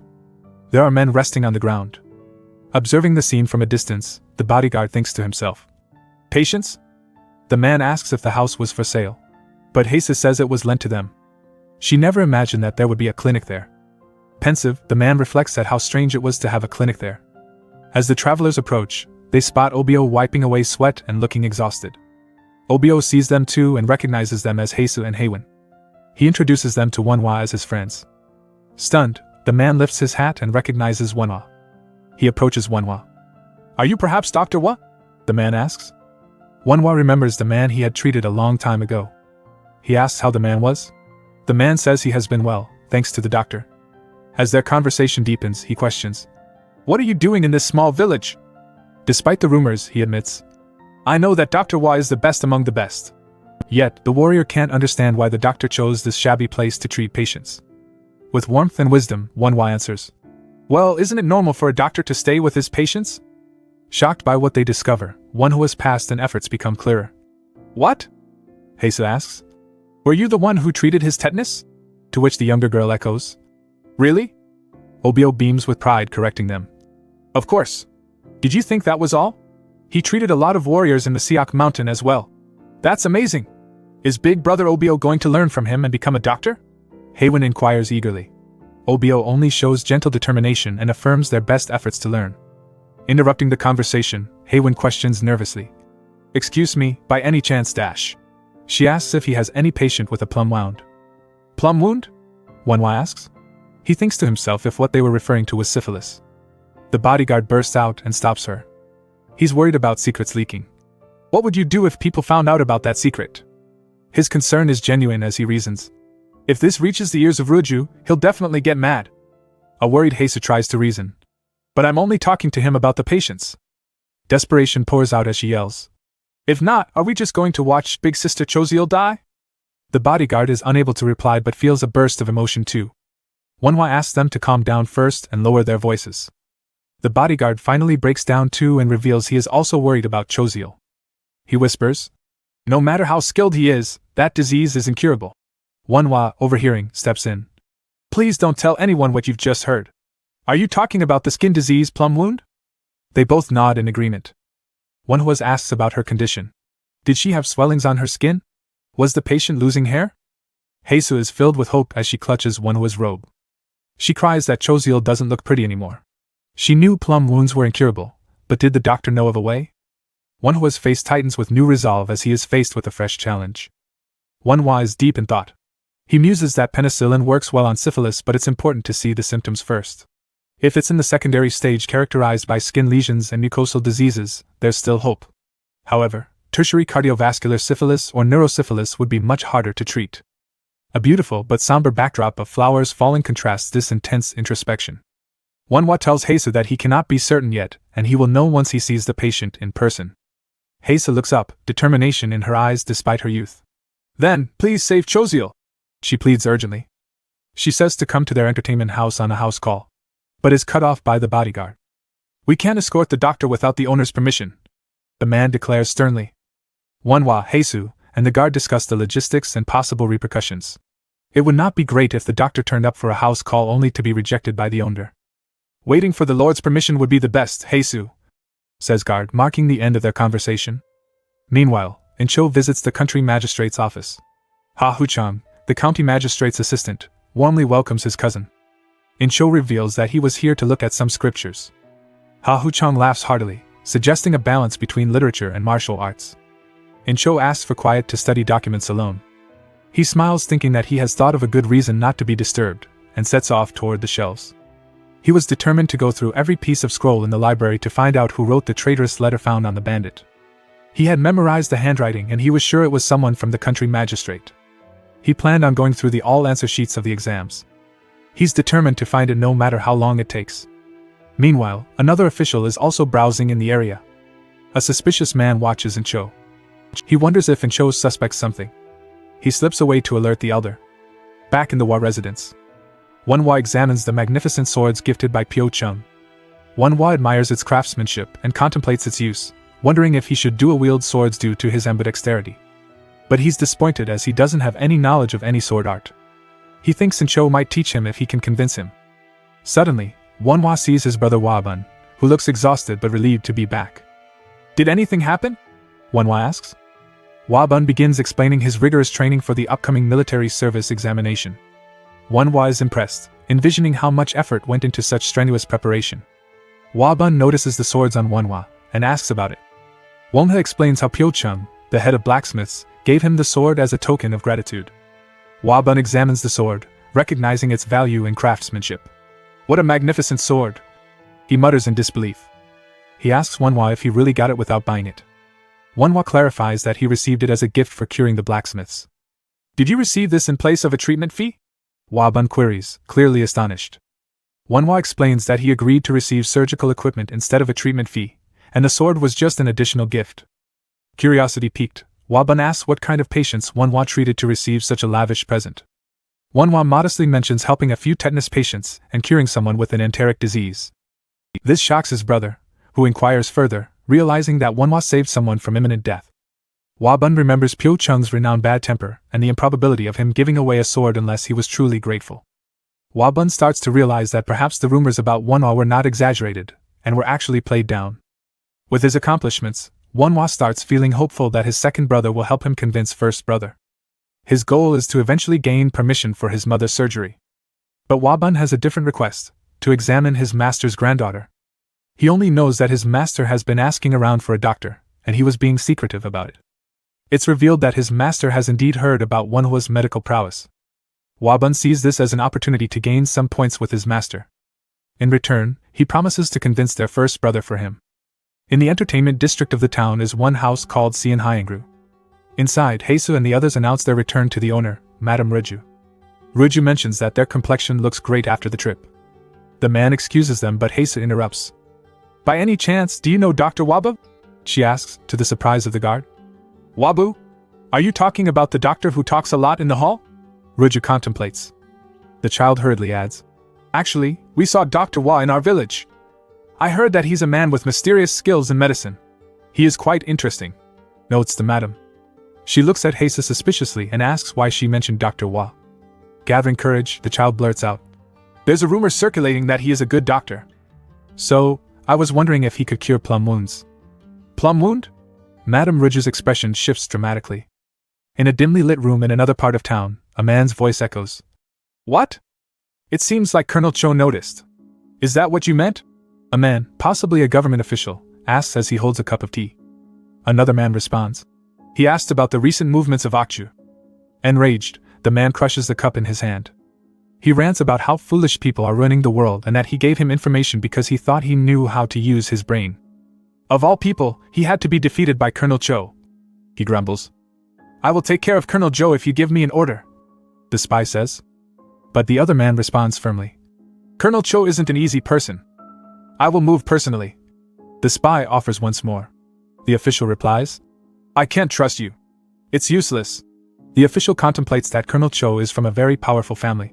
He can't just make a direct move. The official asks if he was also able to dig up any information about Dr. Wabu? Yes, the spy replies. In return for saving the Cho family, they have given away 100 silver. The official is taken aback. He concludes that Wabu must have given them the evidence for an amount that large. Determined, the spy replies. If you give me an order, I will even take care of Wa family. But the official dismisses the idea. That family is worthless, so there's no need for us to use violence. Just bring me the head of Dr. Wabu, he tells the spy malevolently. Back in the entertainment house, Madame Reju confronts. You asked Dr. Wabu about plum wounds? What was his answer? Awkwardly, the child mumbles. Well, he needs to see the condition of the patient. This revelation shocks the madam. Condition? But plum wounds are a deadly sickness. She says they have tried all the herbs and ointments out there, and so far no one has been cured. Madame Reju confirms that he didn't say that it can't be cured, and he said that he needed to check the patient's condition. Madame Reju ponders on this. If it was said by another doctor, it would have been passed as a nonsense and half-hearted remark. But Dr. Hua isn't a fool. She recalls all the news she has heard of Dr. Hua's expertise. Madame Ridge ponders if he really can treat plum wounds. This time, it is the bodyguard that speaks up. Madame Ruju, how about asking Dr. Hua for a visit? He asks. He mentions the doctor's reputation, and adds that it was Dr. Hua who treated his face wound even when Dr. Bong gave up. He continues carefully. I know that just looking at the condition won't make him cure it right away. However, if Dr. Hua can really treat plum wounds, he'll be a great help, not only to Choziel, but to all of Xianhaiyangru. Madame Ridge reflects. We've been disappointed and deceived a lot of times. No one has ever told them that Choziel could get better. But Madame Ridge declares that she cannot give up on Choziel. Choziel is the third woman of Chohyun. Her beauty brought many people to Xianhaiyangru just to see her face. Choziel is woman of unmatched beauty. Later that night, Madame Ridge visits Choziel. She approaches and sits by her bedside. Choziel clutches Madame Ridge's sleeve, revealing sores on her arms. Older sister, she cries. I think I've endured enough of this. We don't have money for treatment anymore. She continues. I don't want to burden you anymore. Choziel cries that she is so tired of her suffering. So, while I'm still conscious, she mutters teary-eyed. Rujunim reacts sharply, not allowing her to finish. She briefly closes her eyes and reaches a decision. She tells Choziel that she will call for a doctor and find the money for it, and to never speak like that again. She grips Choziel's hand tightly, emphasizing. So don't ever say that again. You became a concubine because you didn't want to starve, not because you wanted to die and rot, right? Madame Ridge clasps Choziel's hands. You'll end up dying on the streets if I don't do this, she says bluntly but caring. Her voice softens but stays firm. So come to your senses and listen to me. She promises that she will definitely find a doctor who can cure Choziel. Choziel's eyes fill with tears as the madam continues. I can't just let you be, not when you're like this. We'll struggle together until you're cured. Madame Ridge places a hand on Choziel's shoulder and encourages her not to give up. Somewhere in the city, Cho storms into an empty residence. He clenches his fists in fury and curses Sabong. He realizes that Sabong was onto him. He can't lose him, not like this, he thinks. He exhorts the guards. Search for him. You have to find him no matter what. Mounting his horse, he rushes out, contemplating the events of the past 4 days. Only 4 days have passed since then. The fact that he was able to notice it means someone helped him. Riding through the countryside, he speculates frantically if it was Gadong or Sudong, the only ones he meets often. He is determined to find them no matter what. He races to another residence. Inside, there's a hushed conversation. Are you talking about Gadong and Sudong? An attendant stammers. Another confirms. Those two said that they received orders from Sabong. They went out for work. Cho, tensing up, responds. They definitely received orders from that Sabong. Desperately, he asks. Do you know where they went? The hesitant response comes. I saw Sudong go to Gatiakyo Bridge. Puzzled, Cho muses. Isn't Gatiakyo Bridge the small bridge that's beyond Wesang? There's nothing special at that place, only a small village. It suddenly dawns on him that it's the village where Wanhua's clinic is. He curses and rides off again. There is only one person from that small village they could be going after. Meanwhile, Wanhua arrives at the entertainment tavern. It's my first time coming here during the day, he remarks. At the front door, Madame Ridge formally greets him. Welcome, Dr. Hua. I am the head of Xianhaiyangru, Meihyang. She invites Wanhua to come inside. As they walk the halls, she notices that he doesn't seem surprised at his surroundings. They walk through a long corridor. Finally outside the room, Madame Ridge gently announces that the doctor was here. Choziel struggles to get up, and checks herself in the mirror. She thinks that she has no use for it, but quickly away her doubts, telling herself to not be weak. I don't know what kind of doctor he is, but like what sister said, I have to live, she declares to herself. As she struggles to stand, she hopes to herself that he wouldn't be like the other doctors who avoided her. In a weak voice, Choziel struggles to greet the doctor. Nice to meet you. I'm Choziel. Without hesitation, Wanhua takes a step forward, and gently touches Choziel's shoulder. He tells her to just lay down comfortably. Madame Ridge looks on with a smile. Wanhua examines Choziel carefully. He's so calm that it's making me shy. She blushes. Wanhua tells her that, judging from the state of her sores, the lower area must be infected already, and using the toilet must have been painful for her. Choziel asks him how he knew that. Wabu explains calmly. It's normal with this kind of condition. There might be some bleeding as well. Wanhua praises Choziel for holding up for so long. Ruju observes closely that he's different from other doctors. He wouldn't know this much unless he's seen it before. Ruju concludes that Wonhwa indeed knows about this disease. Wonhwa takes out his new syringe. It will be his first time using it on someone. He fills it with penicillin. He does an allergy test first. He warns Choziel that it might hurt a bit. He administers the vaccine carefully. Done, he thinks with a satisfied smile. He takes a few swab samples from the arm. Ruju watches in amazement. He is different from other doctors. She couldn't believe that he wasn't shocked when he saw Choziel and did not even hesitate to touch her. Wonhwa turns to Ruju and asks a favor. He asks if someone could apply medicine to the wounds all over her body. He hands her an ointment to apply, and reassures her that she won't get infected by touch. Smiling, Wabu concludes, "Then I'll leave it to you. I'll come again tomorrow." Ruju reflects on their luck that they had met this doctor. Filled with hope, Choziel confides, "Big sister, I don't know if this is pointless, but I will trust that doctor," she says, tears filling her eyes. The ground trembles under the thundering hooves of a galloping horse.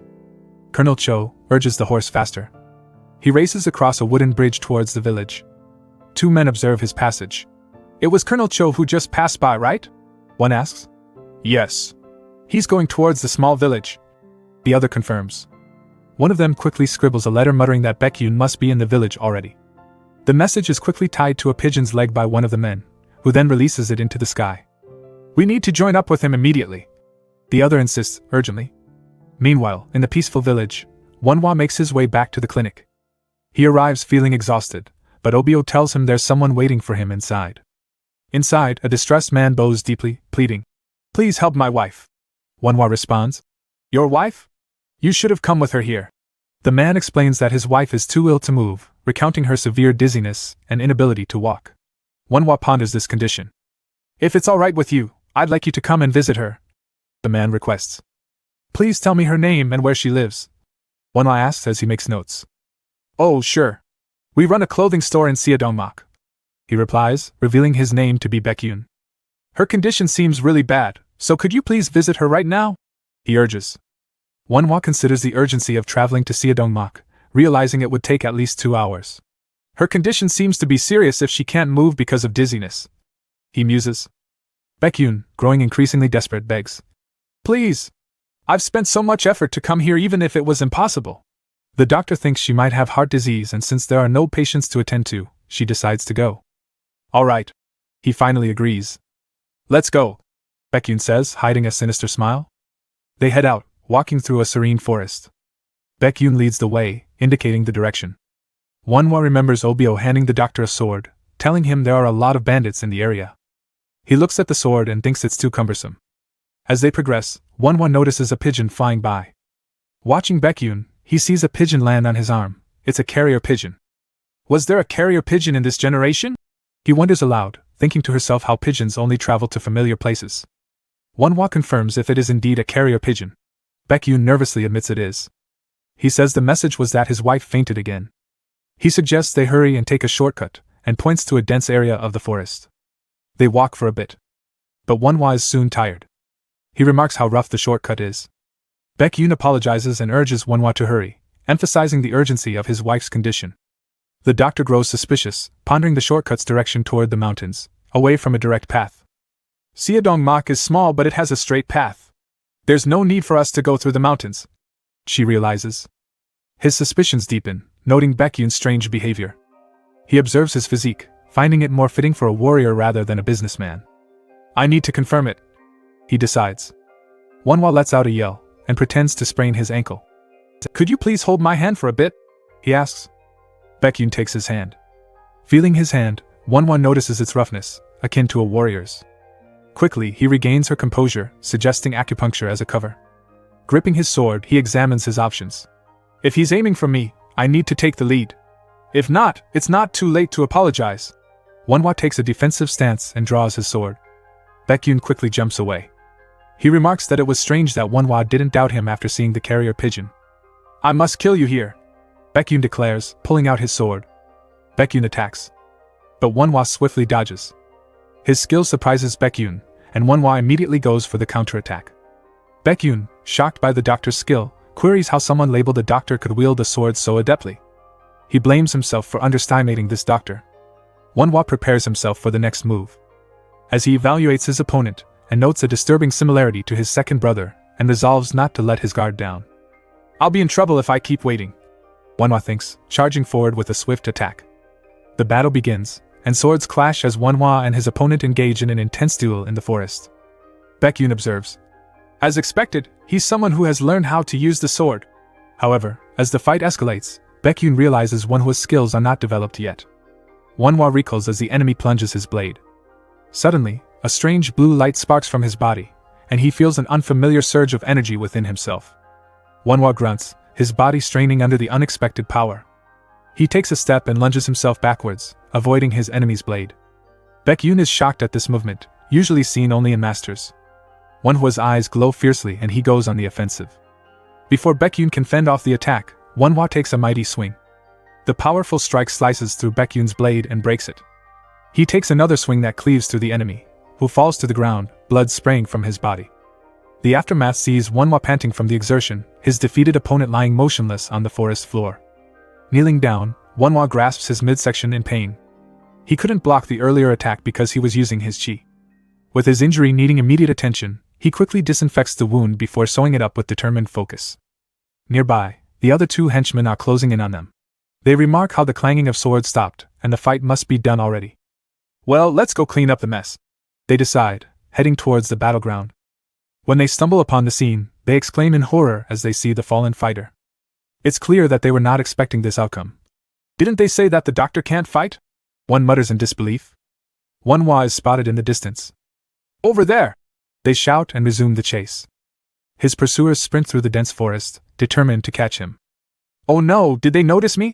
Wanhwa worries as he dashes through the trees. He realizes that, being in such a poor condition, he stands no chance against two opponents and needs to flee. However, they are relentless, continuing their pursuit in the dark forest.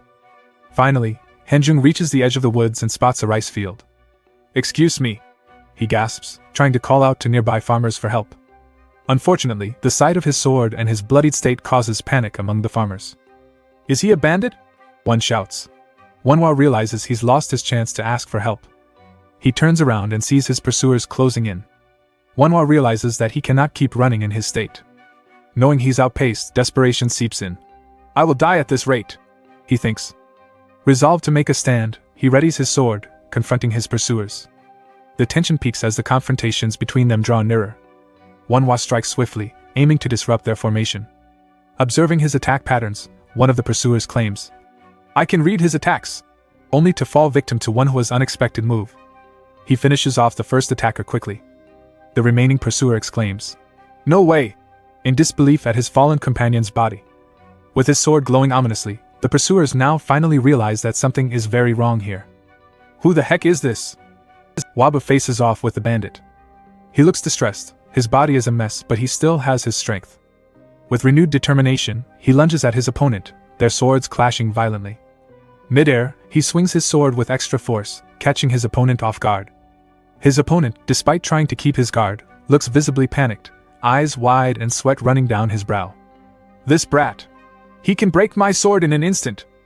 Waba leaves no room for a counterattack and quickly springs forward. He is feeling the strain.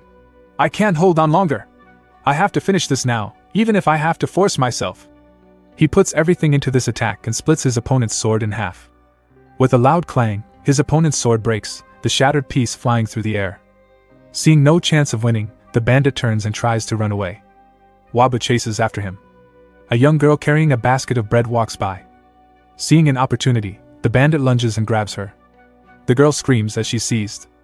He'll take the kid as a hostage, Waba realizes. Holding the crying girl at knife point, the enemy taunts. Stop! If not, this kid will dash. Before he could finish, a sword comes flying at his head, and he collapses dead. Waba pants heavily as he looks at the scene before him. In the background, Incho has just arrived and has witnessed the scene. Is that the Waba I know? Incho exclaims. He knew Waba was talented but did not expect it to be this much. Are you alright? Colonel Cho jumps off his horse and rushes to Waba's side. Let's head to the small village, Colonel Cho suggests as Waba tries to steady himself. Wabu instead goes the opposite way and approaches the scared girl. The girl, tears running down her cheeks, trembles in fear, still down on the ground. Wabu gently consoles her, patting her on the head. It's okay now. Did you get hurt? She clings to him, crying, but not for long as her sobs subside. Colonel Cho watches from a distance. Colonel Cho, who has been in awe, contemplates silently. The brat is really a doctor. Wabu and the colonel have made their way to the clinic. Inside, Obio has just finished dressing Wabu's wounds. Wabu asks Obio to step out for a bit so he can talk with the colonel. Wabu asks Colonel Joe. You know something, don't you? Colonel Joe looks tense. It looks like the bandits were after you. With a thoughtful expression, Wabu starts piecing things together. From the parchment, it seemed to be someone who knows the colonel's movements really well. He theorizes that they may be after him to get information. And Cho offers reassurance. Don't worry about that. I'll hire someone to guard you. Wabu, however, remains resolute in his independence. Even if you hire a guard, he can't stay with me all of the time. I will protect myself. Colonel Cho agrees and offers. Then I'll teach you the sword technique from my family. Wabu nods. That's good.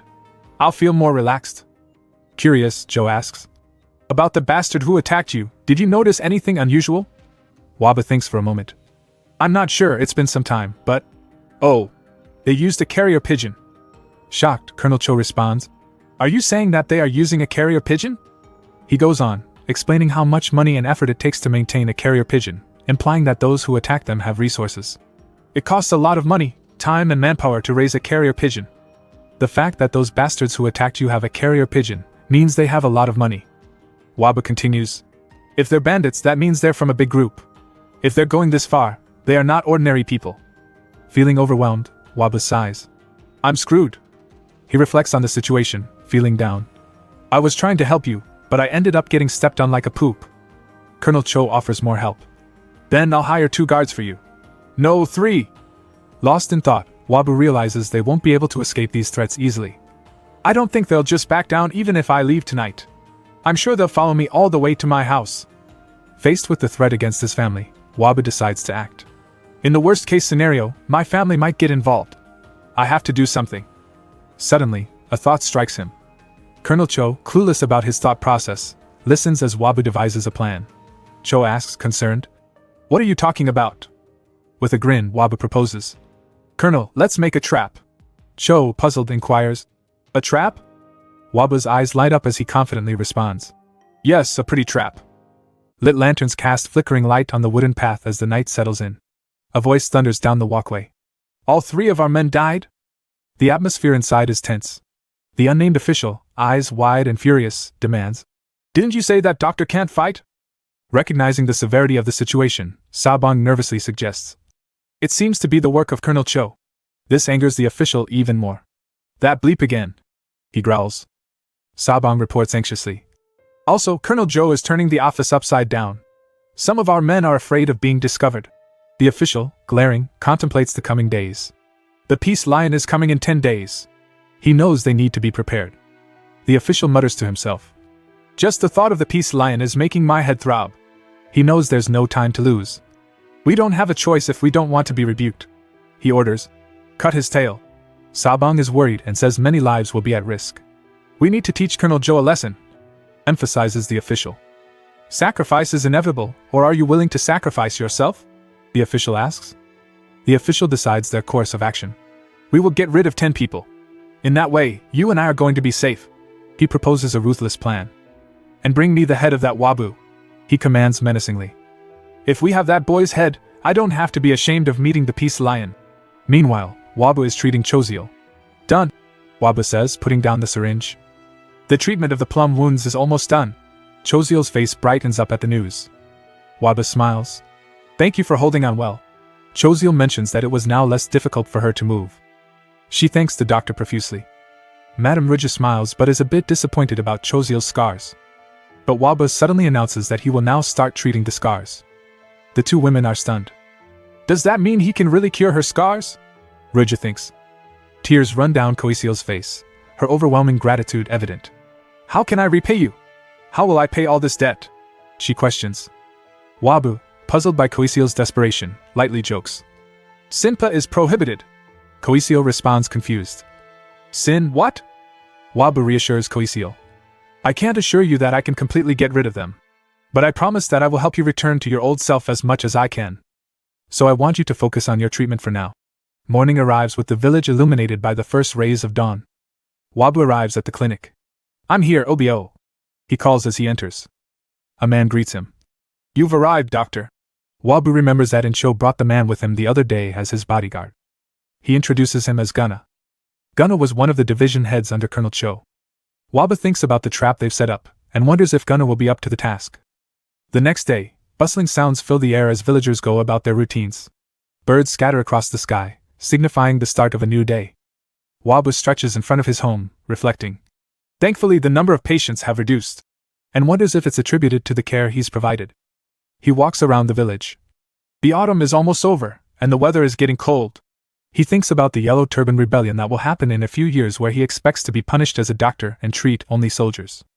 He sets a goal. Before it happens, he needs to go around Jungwon to learn more about medicine. Suddenly, loud command is heard. "Move!" Wabu notices a speeding carriage recklessly rolling through the village. "What's with that carriage?" he wonders. The carriage driver screams, "Move away from the road!" An unaware child is caught in the path of the speeding carriage. The driver shouts again, "I said move!" The child is unable to get away fast enough and is thrown into the air by the force of the carriage. Wabu, witnessing the calamity, reacts in shock. The child tumbles down and splashes onto the river.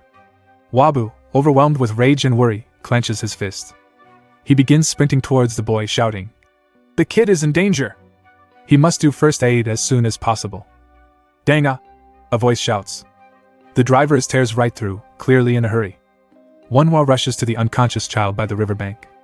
The one calling out is Dang's father, rushing to check on his fallen son. Wonhwa is trying to assess the situation, urging Dang's father to stay calm and not touch the boy, as it could worsen his condition. The father pleads to Wonhwa to save his child. Wonhwa takes the boy's pulse and notes the rapid heart rate, pale complexion, and cold body. It looks serious. Suddenly, he feels something in the boy's stomach bulging outward. Wonhwa recognizes this as hematophilia, a severe condition with dire consequences. He realizes quick action is needed, but before anything happens, someone's interrupting the scene. The boy's father stares angrily at the driver. He just loses it and punches him in the face. The furious man yells about the carriage driver's negligence. The driver stops his next punch and kicks the father to the ground. The driver spits mercilessly. He haughtily mentions that a lowlife should know their place because someone important is in the carriage. Wonhwa's blood boils, but he still has to attend to the boy. A voice calls out from the carriage, demanding the fighting stop and just give them money. The driver obeys and tosses some money as compensation, telling Dang's father to be grateful. Wonhwa remains composed, picks up the child, and focuses on getting him the help he needs. Urgency presses, he asks the father to call OBO for additional help. The boy's swelling stomach indicates a possible burst blood vessel, so Wonhwa sprints towards the clinic, calling out to Gunna. As he lays the boy on the table, Wonhwa asks Gunna to prepare some clean water quickly. Just then, someone steps in through the door. The new guy mutters in disbelief that there's a clinic in a village like this. Wonhwa and Gunna give this arrogant dude some dirty looks. It's the combative driver from the carriage demanding to know where the doctor is. Wonhwa's not taking any BS from him again and tells him to get out. The driver finds the situation incredulous, muttering about the village being full of beggars who don't know their place. Wonhwa focuses on saving the child, telling Gunna to handle it. Tensions rise as the Gunna confronts the driver, demanding respect, and telling him off about his rudeness. The driver is unfazed and retorts that an important person came here to get treatment. Gunna smiles at the ridiculousness of it all, that a man serving an important person can't recognize an important person. Wonhwa sternly declares he is the doctor the man is looking for, while pondering how to tend to the child's injuries. The child starts to thrash and cry in pain. The doctor is overwhelmed by the situation. He can't just open the abdomen, he has to open a specific area near the bleeding. He's getting more and more anxious when suddenly a blue light flashes. His X-ray vision is activated and he's able to pinpoint the exact location of the bleed. Now he knows where to cut. OBO arrives just in time, and Wonhwa commands him to wash his hands before surgery. The combative driver insists on immediate treatment for his boss, pushing Gunna to the side. Gunna intervenes with a sword to the intruder's neck, demanding he wait outside. Wonhwa readies for surgery, telling everyone to keep distractions at bay. Gunna pushes the driver out the door, but dude wasn't having it, and he prepares to punch. But Gunna is prepared with a smackdown that sends him reeling. Gunna has drawn his sword now, but a voice from inside the carriage orders them to stop. "Stop it," the man says as he gets off the carriage. The driver pleads, "Please forgive me, master." Meanwhile, Gunna thinks this guy looks familiar but can't place it. His expression shifts to shock as he finally recognizes him. No way! He mutters to himself. Aren't you Master Go? He prostrates, visibly shaking. Gunna feels instant regret. I screwed up. I can't believe Master Go, from the best family, is here. He feels the weight of his mistake. Who are you?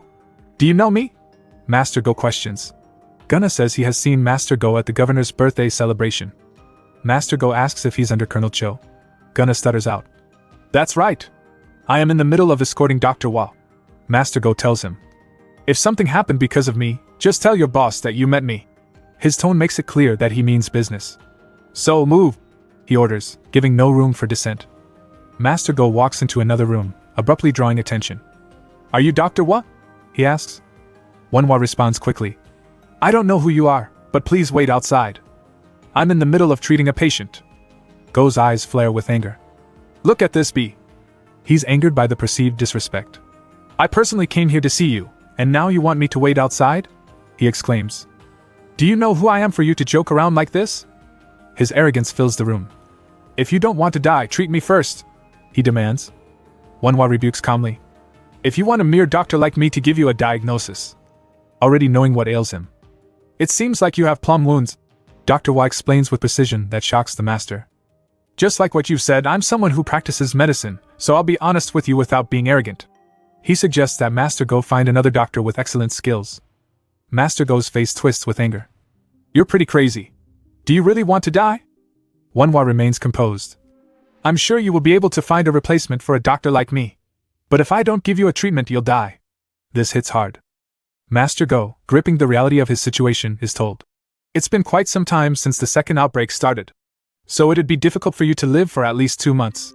The diagnosis is brutal. Plum wounds bring an array of painful symptoms.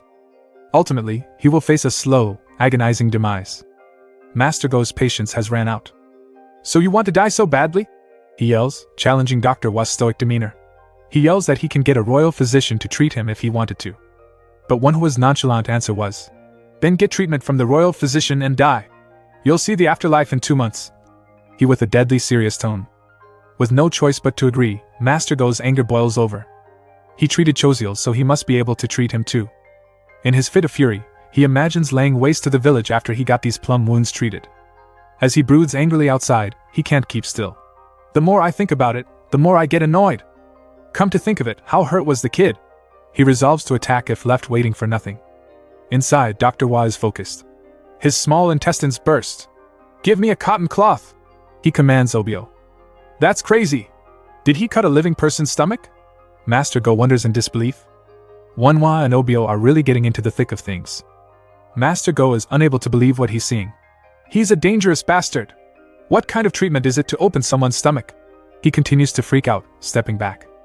As he rushes out of the room, he feels it's already time to urinate, another sign of the disease's toll. He rushes into the woods for some privacy, reflecting on the torment of it all. It feels like hell whenever I pee. This damned illness. He recalls how all other doctors had given up on treating such wounds. That's right, I've heard rumors about this. It's not so ridiculous to see him opening a stomach up. He considers.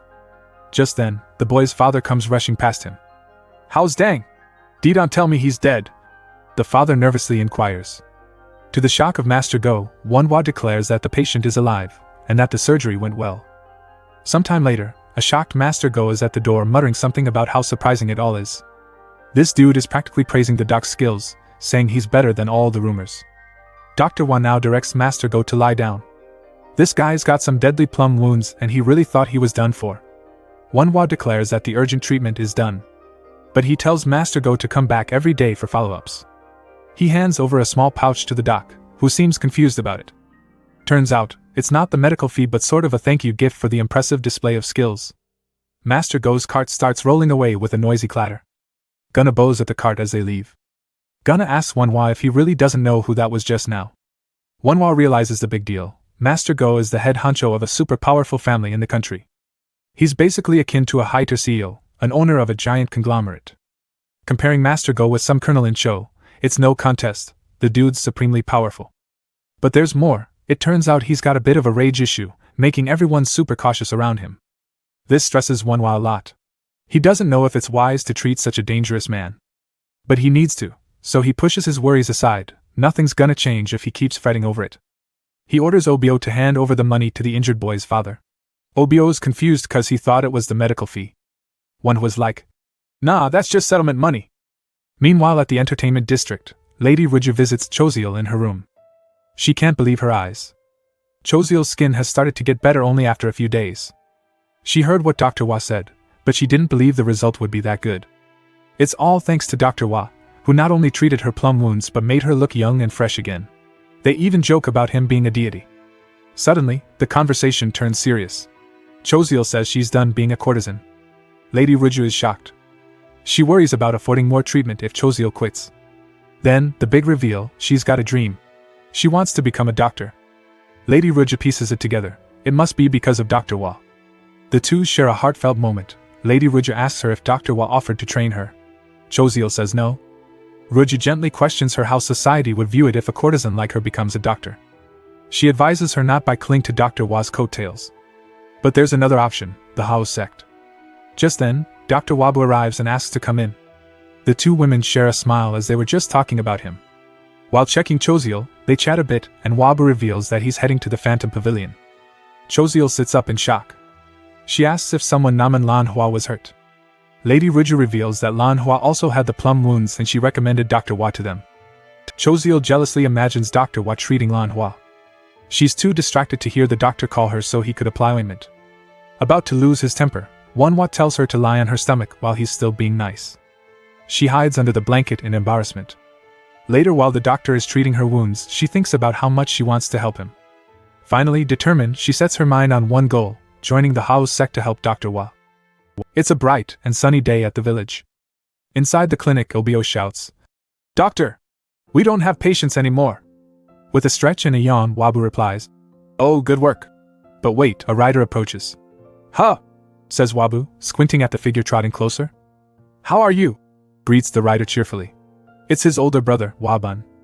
Wabun dismounts and asks if there are no patients today. Wabu, still stretching, says he's usually busy in the morning but free in the afternoon. Wabun makes a joke about having to make his wishes known on his deathbed if things don't change. Wabu looks puzzled. "Dying wishes?" Wabu mentions that he received his living expenses last month. "Since the salary of the servants was delayed, I helped Hyung as he was alone," Wabu explains. Wabun looks a bit flustered at this. "Families should help each other," Wabu replies simply. Wabu asks why his brother wasn't busy preparing for the exam. His brother brushes it off, pointing instead to an urgent matter. "Can you visit someone right now?" Wabu perks up, listening intently. "It's about my master's granddaughter. The symptoms have worsened recently." Wabu remembers his brother mentioned this before. "She was already like that when she practiced martial arts, but now just staying still makes her chest hurt," Wabun explains. Wabu thinks that it could possibly be pneumothorax, a condition where one's chest is filled with air, due to injury from martial arts, tuberculosis, or pneumonia. With determination, Wabu declares, "Alright, I'll go get the tools I need." At the estate of Wabun's master, a doctor apologizes for his inability to treat the Lord's granddaughter. The old Lord appreciates his efforts, thanking him for coming all this way. But deep inside, the old Lord laments his greed, feeling guilt for pushing his granddaughter too hard in her training. He ponders on the severity of the lung disease, a fatal condition if untreated. Suddenly, a voice calls out, "Grandpa." The granddaughter, Banhee, finds it hard to rest while waiting for a doctor. He comforts his granddaughter by the news of the renowned Dr. Wa, said to have cured numerous incurable diseases. The old lord reassures Banhee, telling her not to worry too much. Just in time, Wabun arrives with Wabu and Obio. They all greet the master respectfully. They are warmly greeted by the old lord. He announces the arrival to Banhee. She gracefully introduces herself. "I'm Banhee."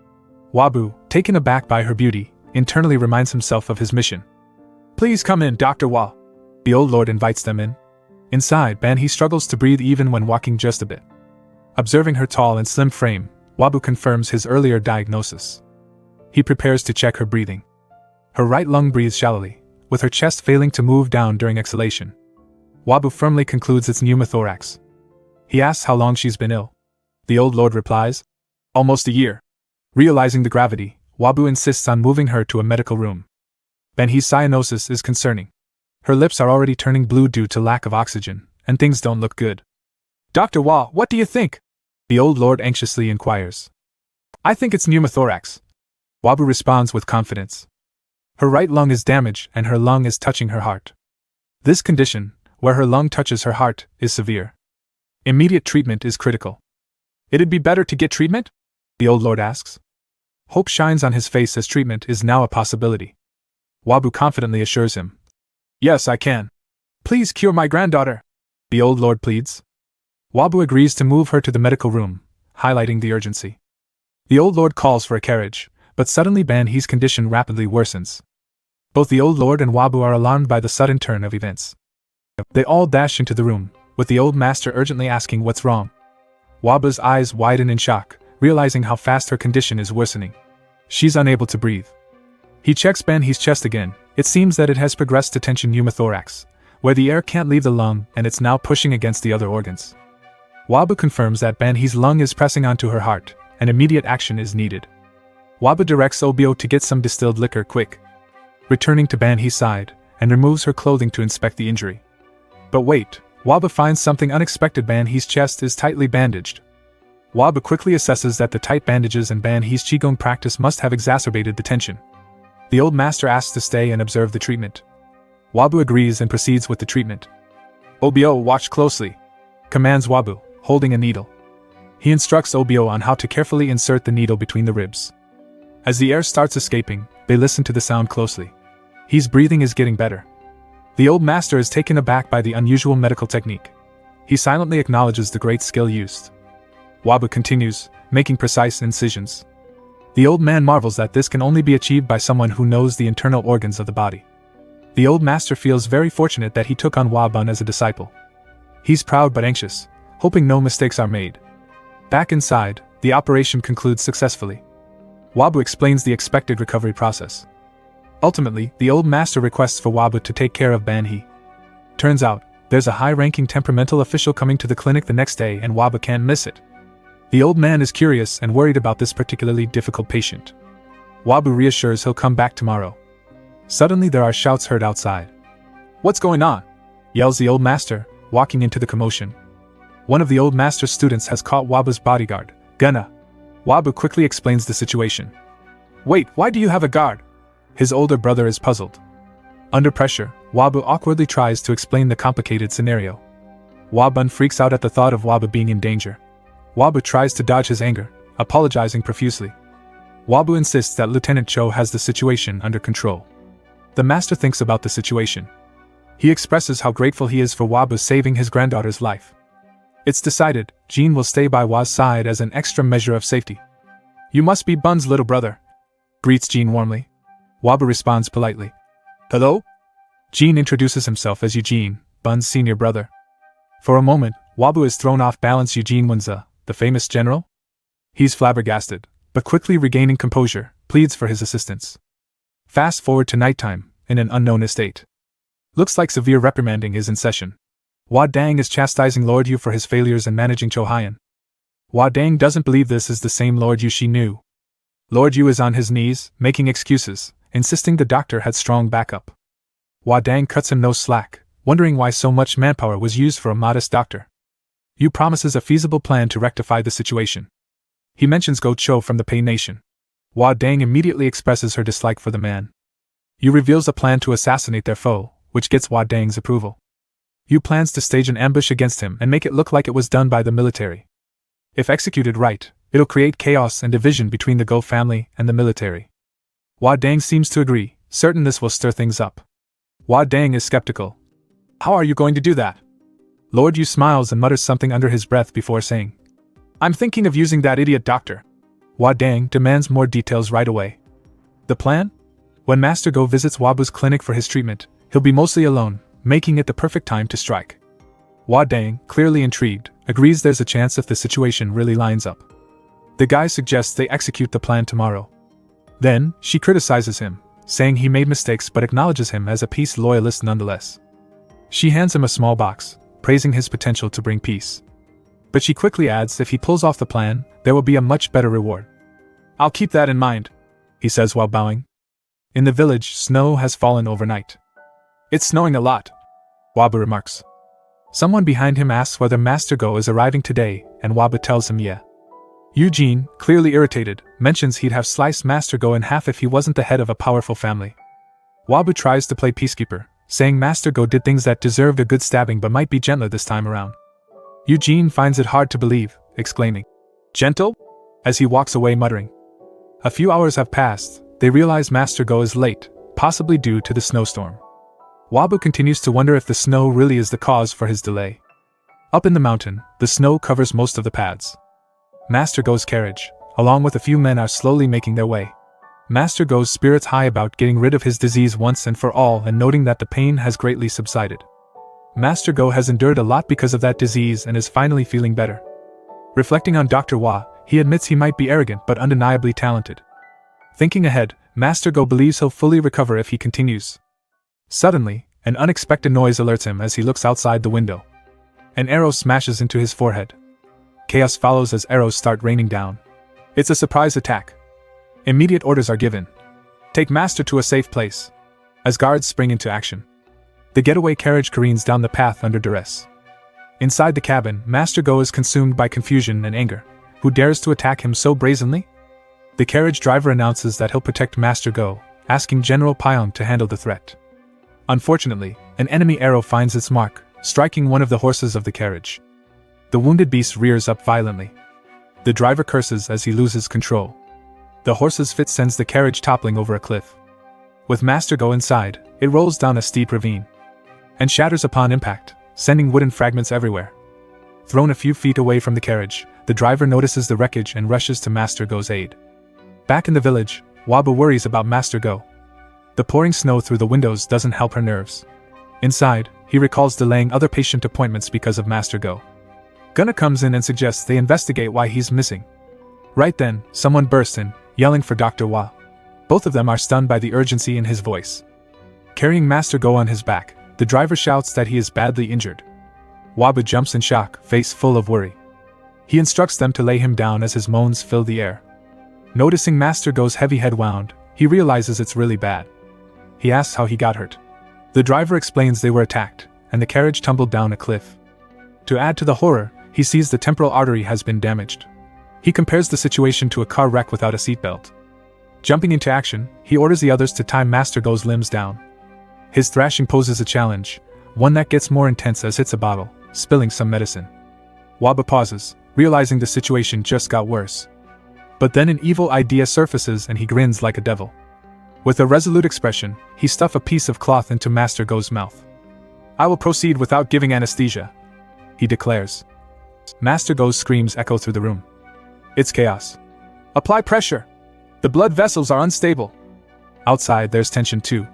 The guards are worried about their master's situation. The driver's guy is freaking out. "Will this be alright?" he asks.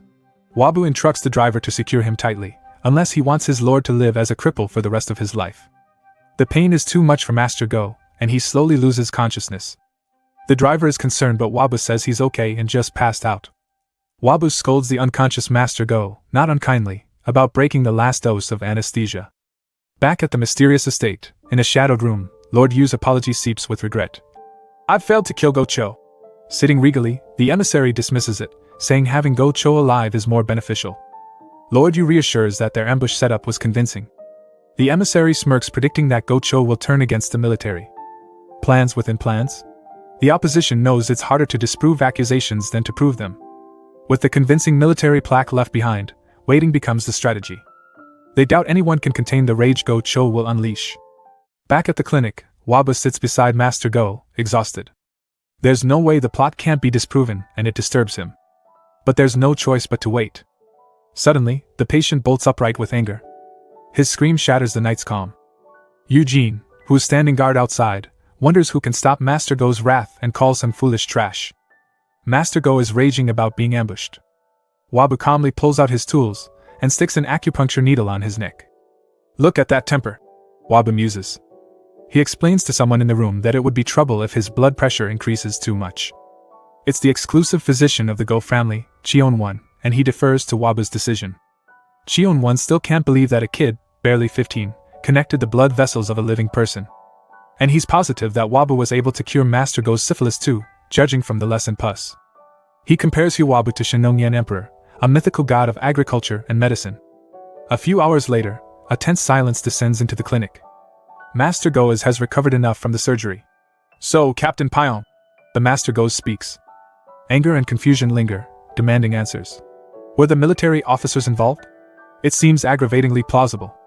Captain Payon confirms, visibly shaken, emphasizing the attackers were trained soldiers. He shows his lord the military arrows and a military plaque found at the scene. These mocking lowlifes! Master Go rages. Watching from afar, Waba questions the validity. What kind of military officer would abandon their gear in such a convenient location at that? He realizes the scheme to spur chaos. But explaining to the vengeful lord? Pointless. Master Go suddenly points at Gunna. You there! You said you're a military officer, didn't you? Show me your military plaque, demands the lord. Eugene observes the scene silently. They compare Gunna's military plaque to the one found at the attack. They both look similar, a frustrated Master Go grumbles. He turns to a panicky Gunna and asks what he thinks. Gunna stammers, caught off guard, that plaques can be easily forged and not to jump to conclusions. Waba listens helplessly as Master Go continues to interrogate the soldier about what he knew. The lord reaches a boiling point, ordering his men to arrest Gunna. Eugene finally decides to step in. He speaks to the lord calmly. He asks that he not take his rage out on innocent people. This is met with outrage from Master Go. Who are you now? Eugene introduces himself as Waba's guard. Something about Eugene's demeanor impresses Master Go. There's an imposing aura, only a select few remain unflinched in his presence. Who is your master? The question hangs thick. Eugene replies that even if someone powerful like Lord Go asks, he can't reveal who.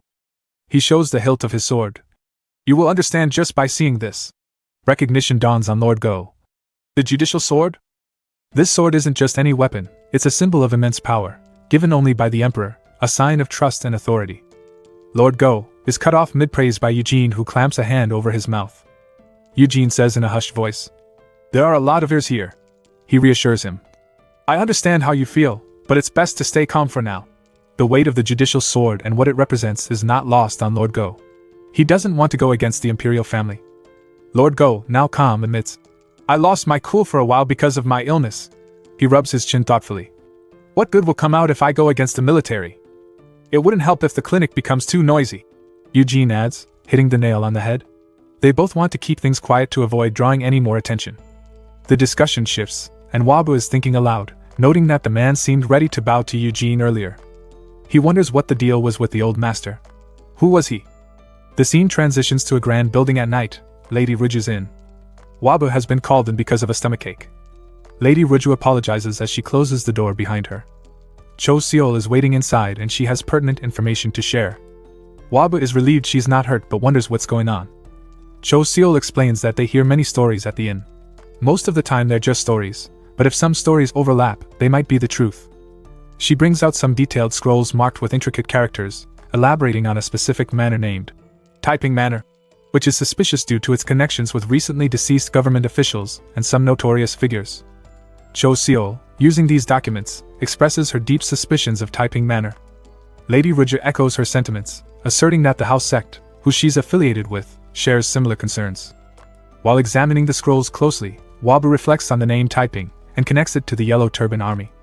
The women can't be definitive in their claims but maintain their suspicions, stressing the need for caution. Wabu processing this quickly. He resolves that passing these details to the right authorities could indirectly solve his problem. He struggles on whom to trust with this intel.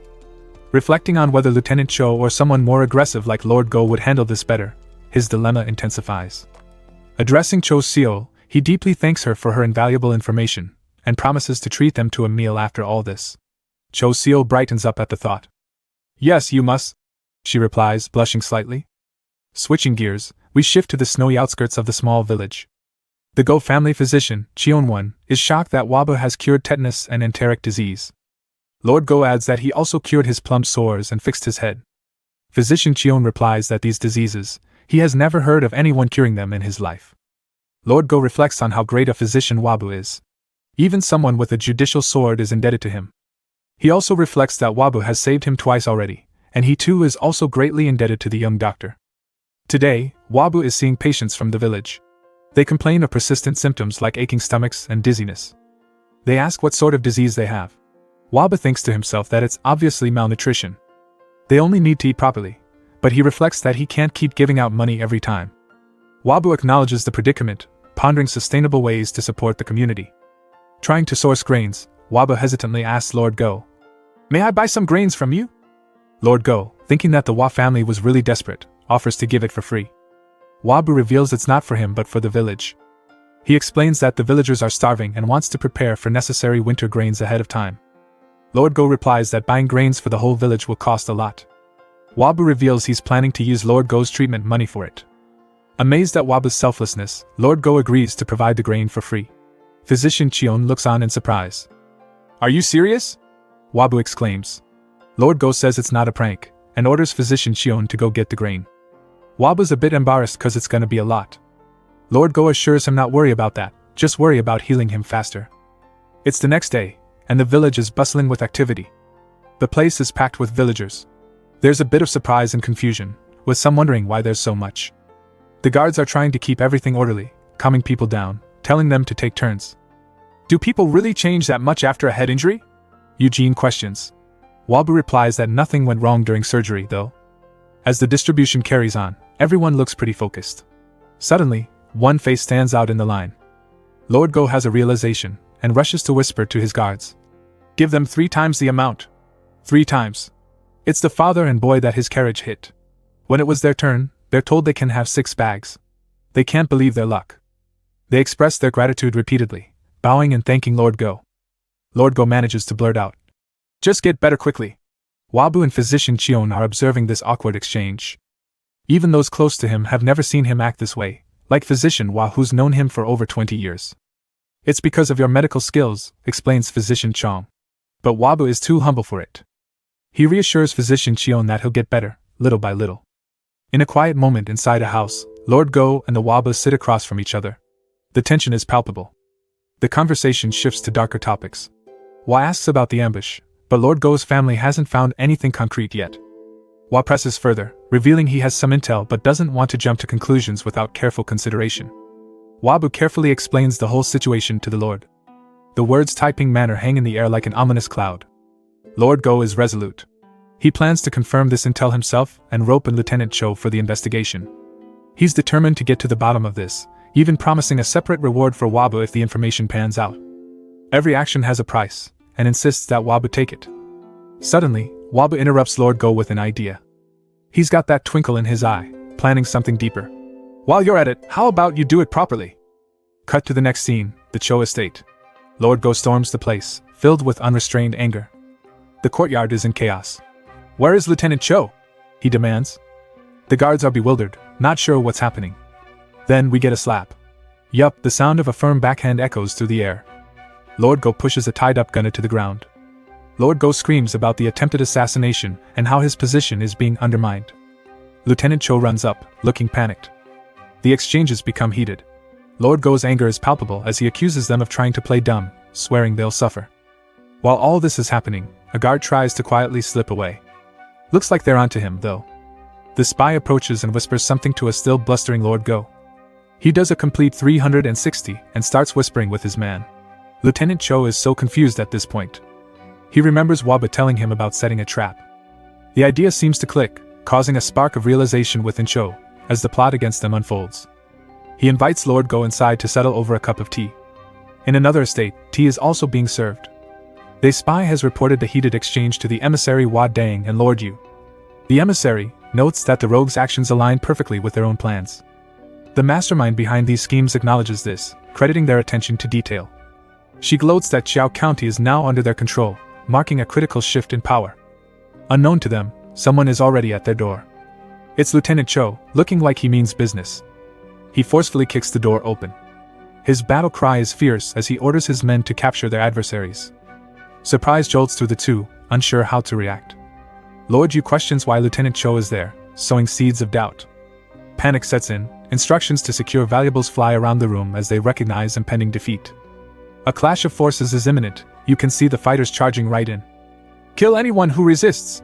The command booms, sealing the fate of those who dare oppose. In a dimly lit tunnel, bright flames line the path, casting eerie shadows on the walls. Lord Yu and Wa Dang race through the echoing corridor, their hurried footsteps breaking the silence. "This way!" Lord Yu shouts, indicating a direction with urgency. "Right," responds Wa Dang. Reaching a heavy door, Wa Dang breathes a sigh of relief. "Nice! Is that the way out? We can leave now. But their relief is short-lived. Lord Yu lets out a surprised. What? The key was definitely here though? Lord Yu stammers in disbelief. You foolish bastard! How do you lose the key to an escape route? Wadang snaps, frustration mounting. Realizing they have no other option, they retrace their steps, hoping to outsmart the soldiers. Determined, Wadang rips her clothes violently. Emissary? Why are you suddenly tearing your clothes? Asks Lord Han, perplexed. Shut up, incompetent bastard! Wadang barks, quickly concocting a new plan. They find a sturdy pole. Tie me to this pole! Hurry! Wadang orders. Lord Yu hesitates but complies. I'll try to buy some time here. Quickly take it and leave. Jang instructs. Lord Yu picks up something interesting. They lock eyes one final time. We don't know each other. Got it? Wadang's tone is firm. Lord Yu nods, understanding the gravity of their situation. Soon, the chaos resumes as soldiers arrive, smashing through obstacles in their path. Lord Yu barely has time to hide. The soldiers barge in and discover the tied-up Wadang. Sneaking back to the door, Lord Yu chuckles. He actually had the key with him the whole time. To think I'd be able to break the contract this easily. He muses. With the key in hand, he realizes there's only one task remaining. I have to make sure I don't run into that woman again. He remarks coldly. He swings the door open dramatically, stepping into the light of freedom. That's right! He reassures himself, convinced the worst is over. Bow in hand, he vows never to cross this path again. Emerging from the cave, the resolves to leave the way of typing behind him forever. Lord Yu circles back to the manor at a distance. It's all right now, young miss. A soldier consoles her. Unknown to them, her somber expression hides her cunning plan to hide who she was. As they move on, she contemplates her escape, eyes glinting with hidden malice. She plots silently about killing Lord Yu, but an arrow interrupts her schemes. Dropping to the ground with a gasp, her realization is too late. What's going on? She wonders aloud as others rush to her aid, but it's already done. Perched on a tree, Lord Yu watches, bow in hand and confidence renewed. There won't be any further problems now. He sighs in relief, looking at his downed adversary. The woman's final thoughts blur as she slips into unconsciousness. The scene shifts to a quiet room at the old master's estate. Laughter echoes through the rafters. To think that scoundrel, Go Cho, would distribute grains to the poor. The old master comments, sipping tea in disbelief. Eugene counters, half joking. Isn't it because he wants to look good in front of you? But the old master dismisses this idea swiftly. They continue their discussion about Go Cho's surprising change, pondering whether Physician Hua played a role. Ben he listens to their conversation. Eugene also mentions that Physician Hua was also very talented in martial arts. He tells the old master that he was able to spar with Wabu a few times, and saw that he was able to put his inner chi into his sword. This surprises the old master. Eugene continues that Wabu learned the Cho family arts, and has been practicing for only 5 months. If it weren't for Lieutenant Cho, I would bring him in right away as my junior brother. Eugene laments, acknowledging Hua's talents. Ben he admires Wabu, feeling that they are the same age but it didn't feel like it. She wants to talk to him the next time he's here. Back in the peaceful village, Wabu enjoys a moment of silence. Distributing grains has lifted a heavy burden off their shoulders. Oh my, physician, isn't it so peaceful? Asks a villager, and the sentiment is shared. Everyone is visibly happy, now that they are well fed. Wabu also reflects on how the typing mana problem was solved and Lord Go wasn't so angry anymore. However, trouble looms as the sound of hooves disrupts the calm. It's Wabun, calling out to him urgently. Mother is in a critical condition! Wabun exclaims, striking fear into Wabu's heart. The time has finally come. He thinks to himself. Obio, hurry and prepare! Wabu orders urgently. As he's packing, he notices that his hands are trembling. My hands are trembling so much, he reflects. It was probably the real Wabu's reaction to his mom being in critical condition. In his mind, he appears as his former self, Jisuhan, and speaks. If that's the case, don't worry. Your mother is my mother too. I will succeed in mother surgery at all costs. Both pledging unity. Your likes help Benza make more juicy content. Go on and hit that bell icon. Peace, send him out.